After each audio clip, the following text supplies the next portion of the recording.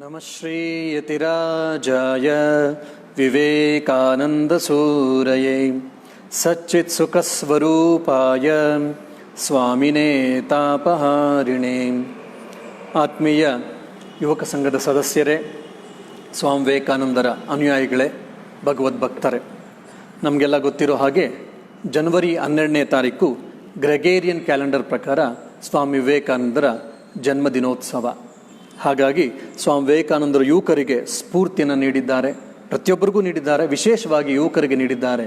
Is the youth icon ಅನ್ನುವಂಥ ಒಂದು ದೃಷ್ಟಿಕೋನದಲ್ಲಿ ಅವರ ಜನ್ಮದಿನೋತ್ಸವವನ್ನು ಯುವ ದಿನಾಚರಣೆ, ರಾಷ್ಟ್ರೀಯ ಯುವ ದಿನಾಚರಣೆ ಅಂತೇಳಿ ಆಚರಣೆ ಮಾಡ್ತಿರೋದು ನಮಗೆಲ್ಲ ಗೊತ್ತಿದೆ. ಹಿಂದೂ ಪಂಚಾಂಗದ ಪ್ರಕಾರ ಈ ಬಾರಿ ಫೆಬ್ರವರಿ 4ನೇ ತಾರೀಕು ಸ್ವಾಮಿ ವಿವೇಕಾನಂದರ ಜಯಂತಿ ಬಂದಿದೆ. ಇರಲಿ, ಸೊ ಹಾಗಾಗಿ ಸ್ವಾಮಿ ವಿವೇಕಾನಂದರ ಜಯಂತಿ ಬಂದಾಗ ಸ್ವಾಮಿ ವಿವೇಕಾನಂದರ ಭಾವಚಿತ್ರವನ್ನು ಇಟ್ಟು ಅವರಿಗೆ ಪುಷ್ಪಾರ್ಚನೆಯನ್ನು ಮಾಡಿ ಸಿಹಿ ತಿಂಡಿಗಳನ್ನು ತಿನ್ನಿಸಿ ಅಷ್ಟೇ ನಮ್ಮ ಜಯಂತಿ ಉತ್ಸವಕ್ಕೆ ನಾವು ಸೀಮಿತವನ್ನಾಗಿ ಮಾಡಿಕೊಳ್ಬಾರ್ದು. ಬದಲಾಗಿ ಅವರ ಜೀವನದಲ್ಲಿ ನಡೆದಂತಹ ಘಟನೆಗಳನ್ನು ಆಮೂಲಾಗ್ರವಾದಂಥ ಒಂದು ಅಧ್ಯಯನ ಮಾಡ್ತಾ, ಅವಲೋಕವನ್ನು ಮಾಡ್ತಾ, ಯತ್ಕಿಂಚಿತ್ ನಾವು ಯಥಾಶಕ್ತಿ ನಮ್ಮ ಜೀವನದಲ್ಲಿ ಅಳವಡಿಸ್ಕೊಂಡಾಗ ಮಾತ್ರ ನಿಜವಾಗ್ಲೂ ಅವ್ರಿಗೊಂದು ನಮ್ಮದೇ ಆದಂಥ ಟ್ರಿಬ್ಯೂಟನ್ನು ನಾವು ಸಲ್ಲಿಸಿದಾಗತ್ತೆ, ನಮ್ಮ ಗೌರವವನ್ನು ಸಲ್ಲಿಸಿದಾಗತ್ತೆ. ಆವಾಗ ಮಾತ್ರ ಅವರು ಬಯಸಿದಂತಹ ಯುವ ಸಮೂಹ, ಯುವ ಶಕ್ತಿ ಇಲ್ಲ ಯುವಕ ಯುವತಿಯರು ನಿರ್ಮಾಣ ಆಗ್ಲಿಕ್ಕೆ ಸಾಧ್ಯ.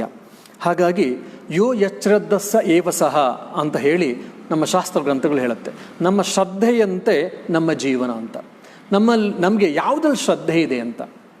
ನಾನೊಬ್ಬ ದೇಹ, ನನಗೆ ದೇಹ ಇದೆ, ನಾನೊಂದು ದೇಹಿ ಇಲ್ಲ ನಾನೊಂದು ದೇಹ ಅಂತ ನನಗೆ ಶ್ರದ್ಧೆ ಇದ್ದರೆ ನನ್ನ ಮನಸ್ಸು ಯಾವಾಗಲೂ ಇಂದ್ರಿಯ ಮಟ್ಟದಲ್ಲೇ ಇರುತ್ತೆ. ಆದರೆ ನಾನು ಮನಸ್ಸು ಅಂತ ಭಾವನೆಗಳ ಮಟ್ಟದಲ್ಲಿ ನನಗೆ ಶ್ರದ್ಧೆ ಇದ್ದರೆ ನಾನು ಯಾವಾಗಲೂ ವಿಚಾರವಂತಿಕೆಯನ್ನು ನಾನು ಪಡಿತಾ ಇರ್ತೀನಿ. ಇನ್ನು ನಾನೊಬ್ಬ ಆತ್ಮಸ್ವರೂಪಿ ಅಂತ ಸ್ವಾಮಿ ವಿವೇಕಾನಂದರು ಹೇಳಿರುವ ಹಾಗೆ, ಶಾಸ್ತ್ರ ಗ್ರಂಥಗಳು ಹೇಳಿರುವ ಹಾಗೆ, ಆತ್ಮದಲ್ಲಿ ನನಗೆ ಶ್ರದ್ಧೆ ಇತ್ತು ಅಂತಂದರೆ ನಾನು ಜೀವನದಲ್ಲಿ ತುಂಬ ಸಾಧನೆಗಳನ್ನು ಮಾಡಲಿಕ್ಕಾಗತ್ತೆ. ಅದಮ್ಯವಾದ ಶಕ್ತಿಯನ್ನು ನಾನು ಟ್ಯಾಪ್ ಮಾಡಿ ಅದರಿಂದ ಏನೆಲ್ಲ ಸಾಧನೆಯನ್ನು ಮಾಡಲಿಕ್ಕಾಗತ್ತೆ. ಈ ಅದ್ಭುತವಾದ ಉನ್ನತವಾದ ವಿಚಾರಧಾರೆಗಳನ್ನು ನಾವು ತಿಳ್ಕೊಳ್ಬೇಕಾದ್ರೆ ಸ್ವಾಮಿ ವಿವೇಕಾನಂದರ ಜೀವನವನ್ನು, ಮಹಾತ್ಮರ ಜೀವನವನ್ನು, ಶಾಸ್ತ್ರ ಗ್ರಂಥಗಳನ್ನು ಓದಬೇಕು. ಹಲವಾರು ಬಾರಿ ನಮಗೊಂದು ತಪ್ಪು ಅಭಿಪ್ರಾಯ ಇರುತ್ತೆ. ವಿಶೇಷವಾಗಿ ಏನಪ್ಪ ಅಂದರೆ, ವೃದ್ಧರಿಗೆ ಅಧ್ಯಾತ್ಮ ಅಂತ, ವಯಸ್ಸಾಗಿ ಅಲ್ಲೆಲ್ಲ ಬಿದ್ದೋಗಿ ನೆರೆಗೂದಲು ಬಂದು ರಿಟೈರ್ ಆಗಿ ಇನ್ನೇನು ಕೆಲಸ ಇಲ್ಲ, ಇನ್ನೇನು ಅವ್ರ ಪ್ರಯೋಜನಕ್ಕೆ ಬರಲ್ಲ ಅನ್ನುವಂಥ ಸಮಯದಲ್ಲಿ ನಾವು ಭಗವದ್ಗೀತೆ ಓದಬೇಕು, ಧರ್ಮ ತಿಳ್ಕೊಳ್ಬೇಕು, ಅಧ್ಯಾತ್ಮಕ್ಕೆ ಹೋಗಬೇಕು, ಮಠಮಾನ್ಯಗಳು ಹೋಗಬೇಕು, ಹರಿಕತೆ ಕೇಳೋಕ್ಕೆಲ್ಲ ಹೋಗಬೇಕು. ಯೌವನದಲ್ಲಿದ್ದಾಗ ಇಲ್ಲ ನಾವು ಯುವಕ ಯುವತಿಯರು ಹೋಗಬಾರ್ದು ಅನ್ನುವಂಥ ತಪ್ಪು ಕಲ್ಪನೆ ಹಲವಾರಲ್ಲಿದೆ. ಆದರೆ ಸ್ವಾಮಿ ವಿವೇಕಾನಂದರ ಜೀವನವನ್ನು ಓದಿದಾಗ ನಮ್ಗೆ ಗೊತ್ತಾಗುತ್ತೆ ಅದೊಂದು ತಪ್ಪು ಕಲ್ಪನೆ ಅಂತ.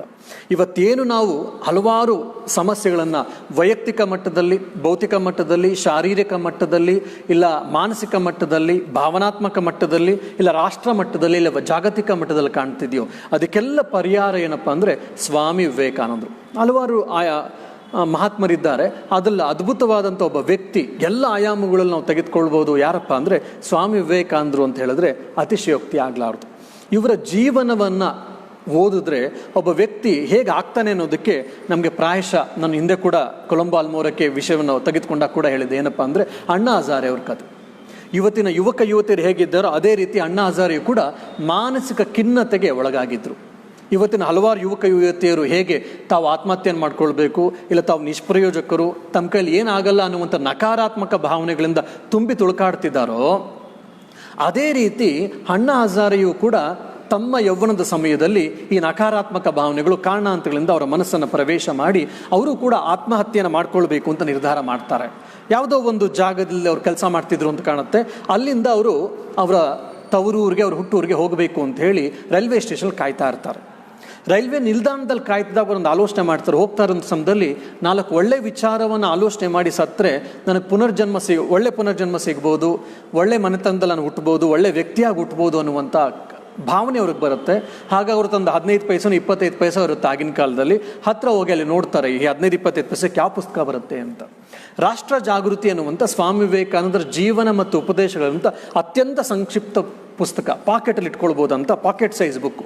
ಆ ಪುಸ್ತಕವನ್ನು ತೆಗೆದುಕೊಂಡ್ರು, ರೈಲ್ ಬಂತು, ರೈಲಿನಲ್ಲಿ ಕೂತ್ಕೊಂಡ್ರು, ಓದಲಿಕ್ಕೆ ಪ್ರಾರಂಭ ಮಾಡ್ತಾರೆ. ಅವರು ಊರಿಗೆ ಹೋಗೋಷ್ಟರಲ್ಲಿ ಆ ಸಣ್ಣ ಪುಸ್ತಕ ಆದಿಂದ ಅದನ್ನು ಓದಿ ಮುಗಿಸಿರ್ತಾರೆ. ಪುಸ್ತಕವನ್ನೇನೋ ಓದಿ ಮುಗಿಸಿದ್ರು, ಆದರೆ ಅಣ್ಣಾ ಹಜಾರೆ ಮನಸ್ಸಿನಲ್ಲಿ ಭಾವದ ಅಲೆಗಳು ಎದ್ದು ಅವರ ಇಡೀ ಆಲೋಚನೆ ಬದಲಾಗ್ಬಿಟ್ಟಿರುತ್ತೆ. ಅವರ ಜೀವನದ ಬಗ್ಗೆ ಇದ್ದಂತಹ ಚಿತ್ರಣವೇ ಬದಲಾಗ್ಬಿಟ್ಟಿರುತ್ತೆ. ಏನಪ್ಪ ಅಂದರೆ, ಆತ್ಮಹತ್ಯೆ ಮಾಡ್ಕೊಳ್ಬೇಕು ಅಂತ ಆಲೋಚನೆ ಮಾಡಿದಂಥ ಯುವ ಅಣ್ಣಾ ಹಜಾರೆ ಅವರು, ನಾನು ಆತ್ಮಹತ್ಯೆ ಮಾಡ್ಕೊಳ್ಳೋದು ಮಹಾಪಾಪ ಅಂತ ಅರ್ಥ ಮಾಡಿಕೊಂಡು ಆತ್ಮಹತ್ಯೆ ಮಾಡ್ಕೊಳ್ಳಲ್ಲ, ಜೀವನವನ್ನು ಮಾಡ್ತೀನಿ. ಅದು ಅಂಥ ಇಂಥ ಜೀವನ ಅಲ್ಲ, ದೇಶಕ್ಕೋಸ್ಕರ ನಾನು ಜೀವನವನ್ನು ನಡೆಸ್ತೀನಿ. ನಾನು ಒಳ್ಳೆ ವ್ಯಾಪಾರಿ ಆಗ್ತೀನಿ, ಒಳ್ಳೆ ರಾಜಕಾರಣಿ ಆಗ್ತೀನಿ, ಇಲ್ಲ ನಾನು ಚೆನ್ನಾಗಿ ಓದ್ಬಿಟ್ಟು ಮುಂದೆ ನಾನು ಗುರಿಯನ್ನು ಸೇರ್ತೀನಿ ಅನ್ನುವಂಥ ಆ ರೀತಿ ಬರೀ ಆಲೋಚನೆ ಮಾಡಲಿಲ್ಲ. ನಾನು ಬದುಕಿದ್ರೆ ದೇಶಕ್ಕೋಸ್ಕರ ಬದುಕ್ತೀನಿ, ಬದುಕಿದ್ರೆ ಸಮಾಜಕ್ಕೋಸ್ಕರ ಬದುಕ್ತೀನಿ, ಬದುಕಿದ್ರೆ ಭರತ ಮಾತೆ ಸೇವೆಗೋಸ್ಕರ ಬದುಕ್ತೀನಿ ಅನ್ನುವಂಥ ದೃಢ ಸಂಕಲ್ಪವನ್ನು ಮಾಡ್ತಾರೆ ಸ್ವಾಮಿ ವಿವೇಕಾನಂದ ಒಂದು ಸಂಕ್ಷಿಪ್ತ ಜೀವನ ಚರಿತ್ರೆಯನ್ನು ಓದಿದಾಗ. ಹಾಗಾಗಿ ರಾಷ್ಟ್ರಕವಿ ಕುವೆಂಪುರವರು ಹೇಳ್ತಾರೆ, ಸ್ವಾಮಿ ವಿವೇಕಾನಂದರ ಜೀವನ ಮತ್ತು ಸಂದೇಶಗಳ ಕುರಿತು ಅದೊಂದು ಅಮೃತದ ಮಡು. ಏನಾದರೂ ಒಳಗಡೆ ಹೋದರೆ ಪ್ರಬುದ್ಧರಾಗ್ತೀರಾ, ಅದೊಂದು ಅಮೃತದ ಗನಿ, ಅಮೃತದ ಮಡು, ಹೊಕ್ಕರೆ ಪ್ರಬುದ್ಧರಾಗ್ತೀರಾ ಅಂತೇಳಿ. ಇವತ್ತು ನಾವು ನೆನ್ನೆ ಅಷ್ಟೊಬ್ಬ ಯುವಕ ನನಗೆ ಫೋನ್ ಮಾಡಿದ್ದ ದೂರವಾಣಿ, ಸಕಲೇಶ್ಪುರದಿಂದ ಅಂತ. ಏನಪ್ಪ ಅಂತಂದರೆ, ಅವನು ಮಾನಸಿಕ ಖಿನ್ನತೆಗೆ ಒಳಗಾಗಿದ್ದೀನಿ ಸ್ವಾಮೀಜಿ, ಫೈನಲ್ ಇಯರ್ ಡಿಗ್ರಿ ನಾನು ಮಾಡ್ತಾ ಇದ್ದೀನಿ, ಮತ್ತು UPSC ಎಕ್ಸಾಮ್ ತೆಗೆದುಕೊಳ್ಬೇಕು ಅಂತಿದ್ದೀನಿ, ಆದರೆ ಮಾನಸಿಕ ಖಿನ್ನತೆಗೆ ಒಳಗಾಗಿದ್ದೀನಿ, ಡಿಪ್ರೆಷನ್ಗೆ ಒಳಗಾಗಿದ್ದೀನಿ, ಎಕ್ಸಾಮ್ಗೆ ಓದ್ಲಿಕ್ಕೆ ಆಗ್ತಿಲ್ಲ. ಅದರ ಜೊತೆಗೆ ಎಷ್ಟು ಡಿಪ್ರೆಷನ್ ಆಗಿದ್ದೀನಿ ಅಂತಂದರೆ ಆತ್ಮಹತ್ಯೆ ಮಾಡ್ಕೊಳ್ಬೇಕು, ಸೂಸೈಡ್ ಮಾಡ್ಕೊಳ್ಬೇಕು ಅಂತ ನನಗೆ ಮನಸ್ಸಿಗೆ ತುಂಬ ಬರ್ತಾ ಇದೆ. ನಾನು ಇದರಿಂದ ಆಚೆ ಬರಲಿಕ್ಕೆ ಏನು ಮಾಡಬೇಕು, ಏನು ಮಾಡಬಹುದು ಸ್ವಾಮೀಜಿ ಅಂಥೇಳಿ ಅವನು ನನಗೆ ದೂರವಾಣಿಲಿ ಕೇಳಿದ್ದ. ನನ್ನ ನಂಬರ್ ನಿಂಗೆ ಹೇಗಪ್ಪ ಸಿಕ್ತು, ನನ್ನ ಪರಿಚಯ ಹೇಗಪ್ಪ ಅಂದರೆ, ನಾನು ಒಂದೆರಡು ವರ್ಷದ ಹಿಂದೆ ಒಂದ್ಸರಿ ರಾಮಕೃಷ್ಣ ಆಶ್ರಮಕ್ಕೆ ಬಂದಿದ್ದೆ. ಅಲ್ಲಿ ಬುಕ್ ಸ್ಟಾಲ್ ಹತ್ರ ಬುಕ್ಸ್ ಪರ್ಚೇಸ್ ಮಾಡ್ಕೊಂಡು ಆಚೆ ಬಂದಾಗ ಯಾರೋ ಒಬ್ರು ಹೇಳಿದ್ರು, ಈ ಥರ ಭಾನುವಾರ ಯುವಕ ಸಂಘ ನಡೀತಾ ಇದೆ, ನೀವು ಹೋಗು ಅಂತೇಳಿ. ಯುವಕ ಸಂಘಕ್ಕಲ್ಲಿ ಬಂದಿದ್ದೆ, ನೀವು ಮಾತುಗಳು ಕೇಳಿದೆ, ಸ್ವಾಮಿ ವಿವೇಕಾನಂದರ ಮಾತುಗಳನ್ನು ನೀವು ಹೇಳ್ತಾ ಇದ್ರಿ. ಅದು ಕೇಳಿದಂಗೆ ಒಂದು ಶಕ್ತಿ ಬಂದಿತ್ತು ಆವತ್ತು. ಆ ರೀತಿ ನಕಾರಾತ್ಮಕ ಭಾವನೆಗಳು ಹೊರಟೋಗಿತ್ತು. ಮತ್ತು ನಾನು ಅದರ ಸಂಪರ್ಕವನ್ನು ಬಿಟ್ಟು ಆ ರೀತಿ ಪುಸ್ತಕಗಳನ್ನು ಓದೋದು ನಿಲ್ಲಿಸಿದ್ದೀನಿ. ಮತ್ತೊಮ್ಮೆ ಈಗ ಬಂದುಬಿಟ್ಟಿದೆ. ಹಾಗಾಗಿ ನಿಮ್ಮ ದೂರವಾಣಿ ನಂಬರ್ ಅವತ್ತು ನಾನು ಇಸ್ಕೊಂಡಿದ್ದೆ. ಹಾಗಾಗಿ ಮತ್ತೊಮ್ಮೆ ನಾನು ಈ ನಕಾರಾತ್ಮಕ ಭಾವನೆಗಳಿಂದ, ಈ ಸೂಸೈಡಲ್ ಭಾವನೆಗಳಿಂದ ಆಚೆ ಬರಬೇಕು. ಹಾಗಾಗಿ ನಿಮಗೆ ದೂರವಾಣಿಯಲ್ಲಿ ನಿಮ್ಮನ್ನು ಸಂಪರ್ಕ ಮಾಡಿದೆ ಅಂತ. ಯಾವುದೋ ಒಂದು ದಿವಸ ಒಂದೇ ಒಂದು ಯುವಕ ಸಂಘದ ತರಗತಿಗಳನ್ನು ಅವನು ಅಟೆಂಡ್ ಮಾಡಿ 4 ವಿಚಾರಗಳನ್ನು, ವಿವೇಕಾನಂದ ವಿಚಾರಗಳನ್ನು ಕೇಳಿದ ಮೇಲೆ 1-2 ವರ್ಷ ಅವನ ಜೀವನ ಸಮರ್ಪಕವಾಗಿ ಮಾಡ್ಲಿಕ್ಕೆ ಅವನಿಗೆ ಸಾಧ್ಯ ಆಗಿತ್ತಂತೆ. ಮತ್ತೊಮ್ಮೆ ಈಗ ನಕಾರಾತ್ಮಕ ಭಾವನೆಗಳು ಬಂದಿದೆ. ಅಂದರೆ ಒಂದೇ ಒಂದು ಸರಿ ಅವನು ಸ್ವಾಮಿ ವಿವೇಕಾನಂದ ವಿಚಾರಗಳನ್ನು ಕೇಳಿದಾಗ ಕೂಡ ಅವನಲ್ಲಿ ಅಷ್ಟು ಶಕ್ತಿ, ಉತ್ಸಾಹಗಳು ಅವನಲ್ಲಿ ಜಾಗೃತವಾಗಿತ್ತು. ಅಂದರೆ ಇನ್ನು ಸ್ವಾಮಿ ವಿವೇಕಾನಂದರ ಜೀವನವನ್ನು ಆಮೂಲಾಗ್ರವಾಗಿ ಆಳವಾಗಿ ಅಧ್ಯಯನ ಮಾಡಿ, ಚಿಂತನ ಮಂಥನವನ್ನು ಮಾಡಿ ನಮ್ಮ ಜೀವನದಲ್ಲಿ ನಾವು ಅಳವಡಿಸ್ಕೊಂಡ್ರೆ ಎಂಥ ವ್ಯಕ್ತಿಗಳು ನಾವು ಆಗ್ತೀವಿ ಅನ್ನುವಂಥದ್ದನ್ನು ನಾವೇ ಆಲೋಚನೆ ಮಾಡ್ಬೋದು. ನೀವು ಕೇಳೋರಿಗೆ ನಿಮ್ಮ ಭಾವನೆಗಳಿಗೆ, ನಿಮ್ಮ ಆಲೋಚನೆಗಳಿಗೆ ಬಿಟ್ಟು ಬಿಡ್ತೀನಿ. ಹೇಗೆ ನಾವು ಪ್ರಬುದ್ಧರಾಗ್ಬೋದು, ಹೇಗೆ ನಾವು ಸಾಹಸಿಗಳಾಗ್ಬೋದು ಅಂತ. ಉದಾಹರಣೆಗೆ ನೇತಾಜಿ ಸುಭಾಷ್ ಚಂದ್ರ ಬೋಸ್, ಜವಾಹರ್ಲಾಲ್ ನೆಹರು, ಮಹಾತ್ಮ ಗಾಂಧಿ, ಸರ್ವಪಲ್ಲಿ ರಾಧಾಕೃಷ್ಣನ್, ಇವತ್ತಿನ ಅನೇಕ ನೇತಾರರು, ಅನೇಕ ಯುವಕ ಯುವತಿಯರು ಸ್ವಾಮಿ ವಿವೇಕಾನಂದರ ಜೀವನವನ್ನು ಅಧ್ಯಯನ ಮಾಡಿ, ಸ್ವಾಮಿ ವಿವೇಕಾನಂದರ ಜೀವನದಿಂದ ಸ್ಫೂರ್ತಿಯನ್ನು ಪಡ್ಕೊಂಡು ಅವರು ದೊಡ್ಡ ದೊಡ್ಡ ಸಾಹಸಿಗಳಾಗಿದ್ದಾರೆ, ದೊಡ್ಡ ದೊಡ್ಡ ಸಾಧನೆಗಳಾಗಿದ್ದಾರೆ. ಇದೆಲ್ಲ ನಾವು ಕೇಳಿರ್ತೀವಿ. ಇನ್ನು ಸ್ವಾಮಿ ವಿವೇಕಾನಂದರ ಪುಸ್ತಕವನ್ನು ನಾವು ಓದ್ತಾ ಇರುವಂಥ ಸಮಯದಲ್ಲಿ ಇಲ್ಲ ಸಂಕ್ಷಿಪ್ತವಾಗಿ ಓದಿರ್ತೀವಿ, ಇಲ್ಲ ಯಾರೋ ಬ್ಲಾಗ್ಸ್ ಬರೆದಿರ್ತಾರೆ ಅದನ್ನು ಓದಿರ್ತೀವಿ, ಇಲ್ಲೊಂದು ಸಣ್ಣ ಆರ್ಟಿಕಲ್ಸನ್ನು ಓದಿರ್ತೀವಿ, ಇಲ್ಲ ಯಾರೋ ಉಪನ್ಯಾಸಗಳನ್ನು ಕೊಟ್ಟಿರ್ತಾರೆ. ಅದನ್ನೆಲ್ಲ ಓದಿದಾಗ ನಮಗೆ ನಮ್ಮದೇ ಆದಂಥ ಭಾವನೆಗಳು, ಕಲ್ಪನೆಗಳು ವಿವೇಕಾನಂದರ ಬಗ್ಗೆ ಇರುತ್ತೆ. ಎಷ್ಟೋ ಬಾರಿ ತಪ್ಪು ಕಲ್ಪನೆಗಳು ಕೂಡ ಸ್ವಾಮಿ ವಿವೇಕಾನಂದರ ಬಗ್ಗೆ ಬಂದ್ಬಿಟ್ಟಿರುತ್ತೆ. ಇವತ್ತು ಯೂಟ್ಯೂಬ್ಗಳಲ್ಲಿ ಕೆಲವರು ಲೆಕ್ಚರ್ಗಳನ್ನು ಕೇಳಿದಾಗ, ಕೆಲವರು ಕ್ವಶನಿಯರ್ಸ್ನ ಬ್ಲಾಗ್ಗಳನ್ನು ನೋಡಿದಾಗ ನಮ್ಗೆ ಗೊತ್ತಾಗುತ್ತೆ ಸ್ವಾಮಿ ವಿವೇಕಾನಂದರ ಜೀವನವನ್ನು ಸರಿಯಾಗಿ ಓದಿಲ್ಲ ಅಂಥೇಳಿ. ಇದೆಲ್ಲದಕ್ಕೂ ಕಾರಣ ಏನಪ್ಪ ಅಂದರೆ ಅಧ್ಯಯನದ ಕೊರತೆ. ನಾನು ಆಗಲೇ ಹೇಳಿದಾಗೆ ಸ್ವಾಮಿ ವಿವೇಕಾನಂದರ ಜೀವನವನ್ನು ಸಮರ್ಪಕವಾಗಿ ಸರಿಯಾದ ರೀತಿಯಲ್ಲಿ ನಾವು ಓದೋದಲ್ಲ, ಅಧ್ಯಯನ ಮಾಡಿದಾಗ ಏನಾಗ್ತೀವಿ ಅಂದರೆ, ನಾನೊಬ್ಬ IAS ಆಫೀಸರ್ ಆಗಬೇಕು ಅಂತಿದ್ರೆ, IPS ಆಫೀಸರ್ ಆಗಬೇಕು ಅಂತಿದ್ರೆ, ಇಲ್ಲ ಒಬ್ಬ ಡಾಕ್ಟರ್, ಇಂಜಿನಿಯರ್ ಆಗಬೇಕು, ಒಬ್ಬ ಸನ್ಯಾಸಿ ಆಗಬೇಕು, ಇಲ್ಲ ಇನ್ನೊಬ್ಬ ರಾಜಕಾರಣಿ ಆಗಬೇಕು, ಇಲ್ಲ ಒಬ್ಬ ಬಿಸ್ನೆಸ್ ಪರ್ಸನ್ ಆಗಬೇಕು, ಇಲ್ಲ ಫ್ರೀಲ್ಯಾನ್ಸ್ ರೈಟರ್ ಆಗಬೇಕು. ಏನೇ ನಿಮ್ಮ ಗುರಿಗಳನ್ನು ಇಟ್ಕೊಳ್ಳಿ, ನೀವು ಯಾವ ಗುರಿಯನ್ನು ಇಟ್ಕೊಂಡಿರ್ತೀರೋ ಸ್ವಾಮಿ ವಿವೇಕಾನಂದರ ಜೀವನವನ್ನು ಓದಿದಾಗ ನಿಮಗೆ ಸ್ಫೂರ್ತಿ ಸಿಕ್ಕಿ ಆ ಕ್ಷೇತ್ರದಲ್ಲಿ ನೀವೊಬ್ಬ ಸಾಹಸಿಗಳಾಗ್ತೀರಾ. You can become the celebrity in that particular field. So we should study, we should understand Swami Vivekananda's life. ಯಾಕೆ ಅಂದರೆ ಅವರು ಅವತಾರ ಪುರುಷರು, ಅವರು ಋಷಿಗಳು, ಅವರು ಸಪ್ತರ್ಷಿ ಮಂಡಲದಿಂದ, ಸಪ್ತರ್ಷಿ ಲೋಕದಿಂದ ಇಳಿದು ಬಂದರು. ಹಾಗಾಗಿ ಅವರನ್ನು ಓದಿದ್ರೆ ನಾವು ಈ ರೀತಿ ಪ್ರೇರೇಪಣೆಯನ್ನು ಪಡಿತೀವ? ಇದೆಲ್ಲವೂ ಹೌದು, ಆದರೆ ಇದರಿಂದ ನೀವು ಪ್ರೇರೇಪಣೆ ಪಡಿತೀರಾ ಅಂತ ನಾನು ಹೇಳೋಕ್ಕಾಗಲ್ಲ. ಬದಲಾಗಿ ಸ್ವಾಮಿ ವಿವೇಕಾನಂದರ ಜೀವನವೇ ಒಂದು ಸಂಗ್ರಾಮ. ಅವರು ಹುಟ್ಟದಿಂದ, ಉದಾಹರಣೆಗೆ ಅವರು ಯೌವನಕ್ಕೆ ಬಂದಾಗ ಅವರ ತಂದೆ ಕಾಲವಾಗ್ತಾರೆ, ಅಲ್ಲಿಂದ ಪ್ರಾರಂಭ ಆಗಿ ಅವರು ದೇಹವನ್ನು ಬಿಡುವವರೆಗೂ ಪ್ರತಿ ದಿವಸವೂ ಕೂಡ ಅವರು ಜೀವನದ ಜೊತೆ, ಜನರ ಆ ತಪ್ಪು ಆಲೋಚನೆ ಜೊತೆ ಅವರು ನಿರಂತರವಾದ ಹೋರಾಟವನ್ನು ಮಾಡಿದ್ರು. ಅವರೊಬ್ಬ ಅವತಾರ ಪುರುಷ, ಅವರೊಬ್ಬ ಋಷಿ, ಅವರೊಬ್ಬ ನರ ಋಷಿ ಅನ್ನುವಂಥದ್ದನ್ನೆಲ್ಲ ಬಿಟ್ಟು ಒಬ್ಬ ಮಾನವ ಅಂತ ನಾವು ತೆಗೆದುಕೊಂಡು ಅವನ ಜೀವನವನ್ನು, ಸ್ವಾಮಿ ವಿವೇಕಾನಂದ ಜೀವನವನ್ನು ಆಳವಾಗಿ ಅಧ್ಯಯನ ಮಾಡ್ತಾ ಇದ್ರೆ ಅವ್ರು ಎಷ್ಟೆಲ್ಲ ಕಷ್ಟಗಳು ಪಡ್ತಾರೆ, ಎಷ್ಟೆಲ್ಲ ಅಪಮಾನಗಳನ್ನು ಅನುಭವಿಸ್ತಾರೆ, ಎಷ್ಟೆಲ್ಲ ಚಾಲೆಂಜ್ಗಳನ್ನು ಸ್ವೀಕರಿಸ್ತಾರೆ, ಹಲವು ಬಾರಿ ದೇಶಕ್ಕೆ, ಸಮಾಜಕ್ಕೆ ಅವ್ರನ್ನ ಅವ್ರು ಪ್ರೂವ್ ಮಾಡ್ಕೊಳ್ಬೇಕಾಗುತ್ತೆ. ಅದನ್ನೆಲ್ಲ ನಾವು ನೋಡಿದಾಗ ಆ ಯಶೋಗಾಥೆಯನ್ನು ನಾವು ಅಧ್ಯಯನ ಮಾಡಿದಾಗ ನಮಗೆ ಸ್ಫೂರ್ತಿ ಬರದೇ ಇರಲಿಕ್ಕೆ ಸಾಧ್ಯವೇ ಇಲ್ಲ. ಎಂತೊಬ್ಬ ನಪುಂಸಕ ಅಂತ ನಾವು ಕರೆದ್ರು, ಎಂತೊಬ್ಬ ಷಂಡ ಅಂತ ಕರೆದ್ರು, ಇಲ್ಲೊಬ್ಬ ನಿಶಕ್ತ, ಅವನಲ್ಲಿ ಏನು ಕೈಲಾಗದೇ ಇರುವಂಥ ಅಪ್ರಯೋಜಕ ಅನ್ನುವಂಥ ಒಬ್ಬ ವ್ಯಕ್ತಿಯೂ ಕೂಡ ಸ್ವಾಮಿ ವಿವೇಕಾನಂದರ ಜೀವನವನ್ನು ಅಧ್ಯಯನ ಮಾಡ್ದ ಅಂದರೆ ಅವನೊಬ್ಬ ನಿಜವಾಗ್ಲೂ ಒಬ್ಬ ಸಮಾಜಕ್ಕೆ ಪ್ರಯೋಜಕ ವ್ಯಕ್ತಿ ಆಗೋದ್ರಲ್ಲಿ ಆಶ್ಚರ್ಯ ಇಲ್ಲ. ಇನ್ನು ಸ್ವಾಮಿ ವಿವೇಕಾನಂದ ಜೀವನವನ್ನು ಸಮಗ್ರವಾಗಿ ನಿಮ್ಮ ಮುಂದೆ ನಾನು ಹೇಳಲಿಕ್ಕೆ ಬಂದಾಗ 4 ಹಂತದಲ್ಲಿ ನಾವು ಸ್ವಾಮಿ ವಿವೇಕಾನಂದ ಜೀವನವನ್ನು ಅರ್ಥ ಮಾಡ್ಕೊಳ್ಬೋದು. ಇದನ್ನು ನಾನು ಯಾಕೆ ತುಂಬ ಇದಕ್ಕೆ ಇಂಪಾರ್ಟೆನ್ಸ್ ಕೊಡ್ತಾ ಇದ್ದೀನಿ ಅಂದರೆ, ಸ್ವಾಮಿ ವಿವೇಕಾನಂದ ಅವ್ರವ್ರದ್ದೇ ಆದ ರೀತಿಯಲ್ಲಿ ಅವ್ರವ್ರು ಅರ್ಥ ಮಾಡ್ಕೊಳ್ಳುವಂಥ ಪ್ರಯತ್ನವನ್ನು ಮಾಡ್ತಿರ್ತಾರೆ. ಕೆಲವರು ಸ್ವಾಮಿ ವಿವೇಕಾನಂದನ ಒಬ್ಬ ರೆನೆಸಾನ್ಸ್ ರಿಫಾರ್ಮರ್ ಅಂತ, ಒಬ್ಬ ದೇಶಭಕ್ತ ಅಂತ, ಇಲ್ಲೊಬ್ಬ ಸನ್ಯಾಸಿ ಅಂತ, ಇಲ್ಲೊಬ್ಬ ಸೆಕ್ಯುಲರಿಸ್ಟ್ ಅಂತ, ಹೀಗೆ ಇಲ್ಲೊಬ್ಬ ಸೋಷಲಿಸ್ಟ್ ಅಂತ ಅವ್ರವ್ರಿಗೆ ಬೇಕಾದ ರೀತಿಯಲ್ಲೇ ಸ್ವಾಮಿ ವಿವೇಕಾನಂದನ ಉಪಯೋಗಿಸ್ಕೊಳ್ತಿರ್ತಾರೆ, ಸ್ವಾಮಿ ವಿವೇಕಾನಂದನ ಬಿಂಬಿಸ್ತಾ ಇರ್ತಾರೆ. ಹಾಗಾಗಿ ಸ್ವಾಮಿ ವಿವೇಕಾನಂದ ಸಮಗ್ರ ಜೀವನವನ್ನು ಓದಿ ಅಧ್ಯಯನ ಮಾಡಿ, ವಿಶ್ಲೇಷಣಾತ್ಮಕವಾದಂಥ ಅಧ್ಯಯನ ಮಾಡಿ ಅವಲೋಕನ ಮಾಡಿದಾಗ ಮಾತ್ರ ನಮಗೆ ಗೊತ್ತಾಗುತ್ತೆ ಈ ಎಲ್ಲ ಆಯಾಮಗಳು. ಸ್ವಾಮಿ ವಿವೇಕಾನಂದರ ಬಾಲ್ಯ ಜೀವನ, ನರೇಂದ್ರನಾಥನ ಬಾಲ್ಯ ಜೀವನದಲ್ಲಿ ನೋಡಿದಾಗ ಅವರಲ್ಲಿ ಎಂಥ ಅದ್ಭುತವಾದ ಪ್ರತಿಭೆಗಳಿತ್ತು ಅಂತೆಲ್ಲ ನಮಗೆ ಗೊತ್ತಾಗುತ್ತೆ. ಅದಾದಮೇಲೆ ಸಾಧಕ ನರೇಂದ್ರನ ಜೀವನ ನೋಡ್ಬೋದು. ಅವರು ಕಾಲೇಜಿಗೆ ಬಂದಾಗ, ಯೌವನಕ್ಕೆ, ತಾರುಣ್ಯ ಮುಗಿಸಿ ಯೌವನಕ್ಕೆ ಕಾಲಿಟ್ಟಾಗ ಒಬ್ಬ ಯುವಕ, ಒಬ್ಬ ಯುವತಿ ಹೇಗೆ ಪ್ರಾಪಂಚಿಕ ಆಸೆಗಳಿಂದ ಬಂಧಿತಳಾಗಿರ್ತಾಳೋ, ಇಂದ್ರಿಯ ಲೋಲುಪತೆಯಲ್ಲಿ ಮುಳುಗಿ, ಇಂದ್ರಿಯ ಆಕರ್ಷಣೆಗೆ ಒಳಗಾಗಿ ತಾನೊಂದು ಗುರಿಯನ್ನು ಪಡೆದು, ತಾನೊಂದು ಚೆನ್ನಾಗಿ ಹಣವನ್ನು, ಅಧಿಕಾರವನ್ನು, ಹೆಸರು ಕೀರ್ತಿಯನ್ನು ಸಂಪಾದನೆ ಮಾಡಿದ್ರೆ ತನ್ನ ಜೀವನ ಸಾರ್ಥಕತೆ ಅಂತ ಆಲೋಚನೆ ಮಾಡುವ ವಯಸ್ಸಿನಲ್ಲಿ ಸ್ವಾಮಿ ವಿವೇಕಾನಂದರು ಸಾಧಕ ನರೇಂದ್ರ ಭಗವಂತನದ ಬಗ್ಗೆ, ಜಗತ್ತಿನ ಬಗ್ಗೆ, ಜಗತ್ತಿನ ಅಸ್ತಿತ್ವದ ಬಗ್ಗೆ, ಸತ್ಯ ದರ್ಶನದ ಬಗ್ಗೆ ಆಲೋಚನೆ ಮಾಡ್ತಿರ್ತಾರೆ.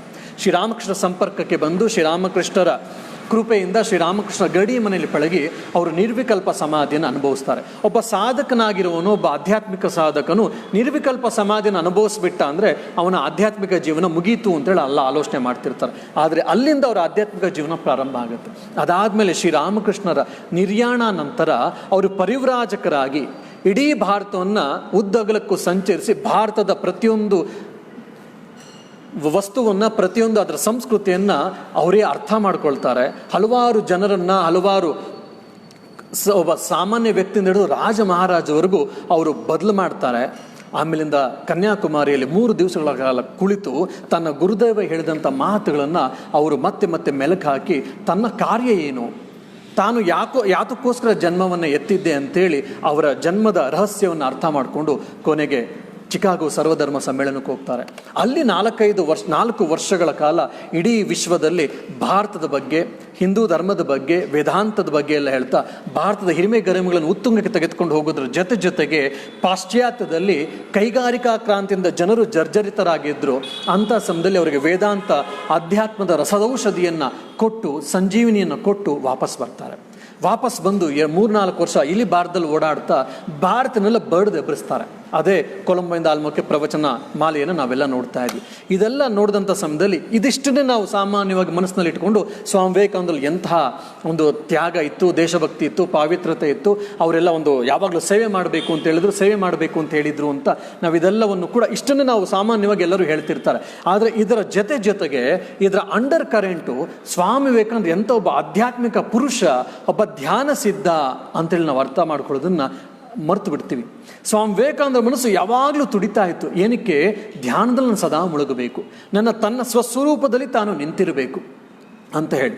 ಉದಾಹರಣೆಗೆ ಪಾಶ್ಚಾತ್ಯ ದೇಶಕ್ಕೆ ಹೋದಾಗ ಅಲ್ಲೆಲ್ಲ ಕಷ್ಟಗಳಿತ್ತು, ಹಲವಾರು ಸವಾಲುಗಳಿತ್ತು. ಅದರ ಮಧ್ಯದಲ್ಲೂ ಕೂಡ ಎಷ್ಟೋ ಬಾರಿ ಅವ್ರಿಗೆ ಗೊತ್ತಿಲ್ಲದೆ ದಿವಸಗಟ್ಟಲೆ, ಗಂಟೆಗಟ್ಟಲೆ ಆ ನಿರ್ವಿಕಲ್ಪ ಸಮಾಧಿಯಲ್ಲಿ ಮುಳುಗಿದ್ದನ್ನು ಸ್ವಾಮಿ ವಿವೇಕಾನಂದರ ಸಂಪೂರ್ಣವಾದ ಜೀವನವನ್ನು ಓದಿದಾಗ ನಮ್ಗೆ ಅರ್ಥ ಆಗುತ್ತೆ. ಇನ್ನು ಭಾರತಕ್ಕೆ ಬಂದಾಗ ಉದಾಹರಣೆಗೆ ನಿವೇದಿತಾ ಮತ್ತು ಕೃಷ್ಣ ಅವ್ರ ಜೊತೆ ಎಲ್ಲ ಇದಕ್ಕೂ ಹಿಮಾಲಯದಲ್ಲಿ ಓದಿದಾಗ ಒಂದ್ಸರಿ ಅಮರನಾಥನ ದರ್ಶನ ಮುಗಿಸ್ಕೊಂಡು ಆದಮೇಲೆ ಹೇಳ್ತಾರೆ, ಜಮ್ಮು ಕಾಶ್ಮೀರದಲ್ಲಿ ಶ್ರೀನಗರದಲ್ಲಿ ಇದ್ದಾಗ ನನ್ನನ್ನು ಯಾರು ಫಾಲೋ ಮಾಡಬೇಡಿ ಅಂತ.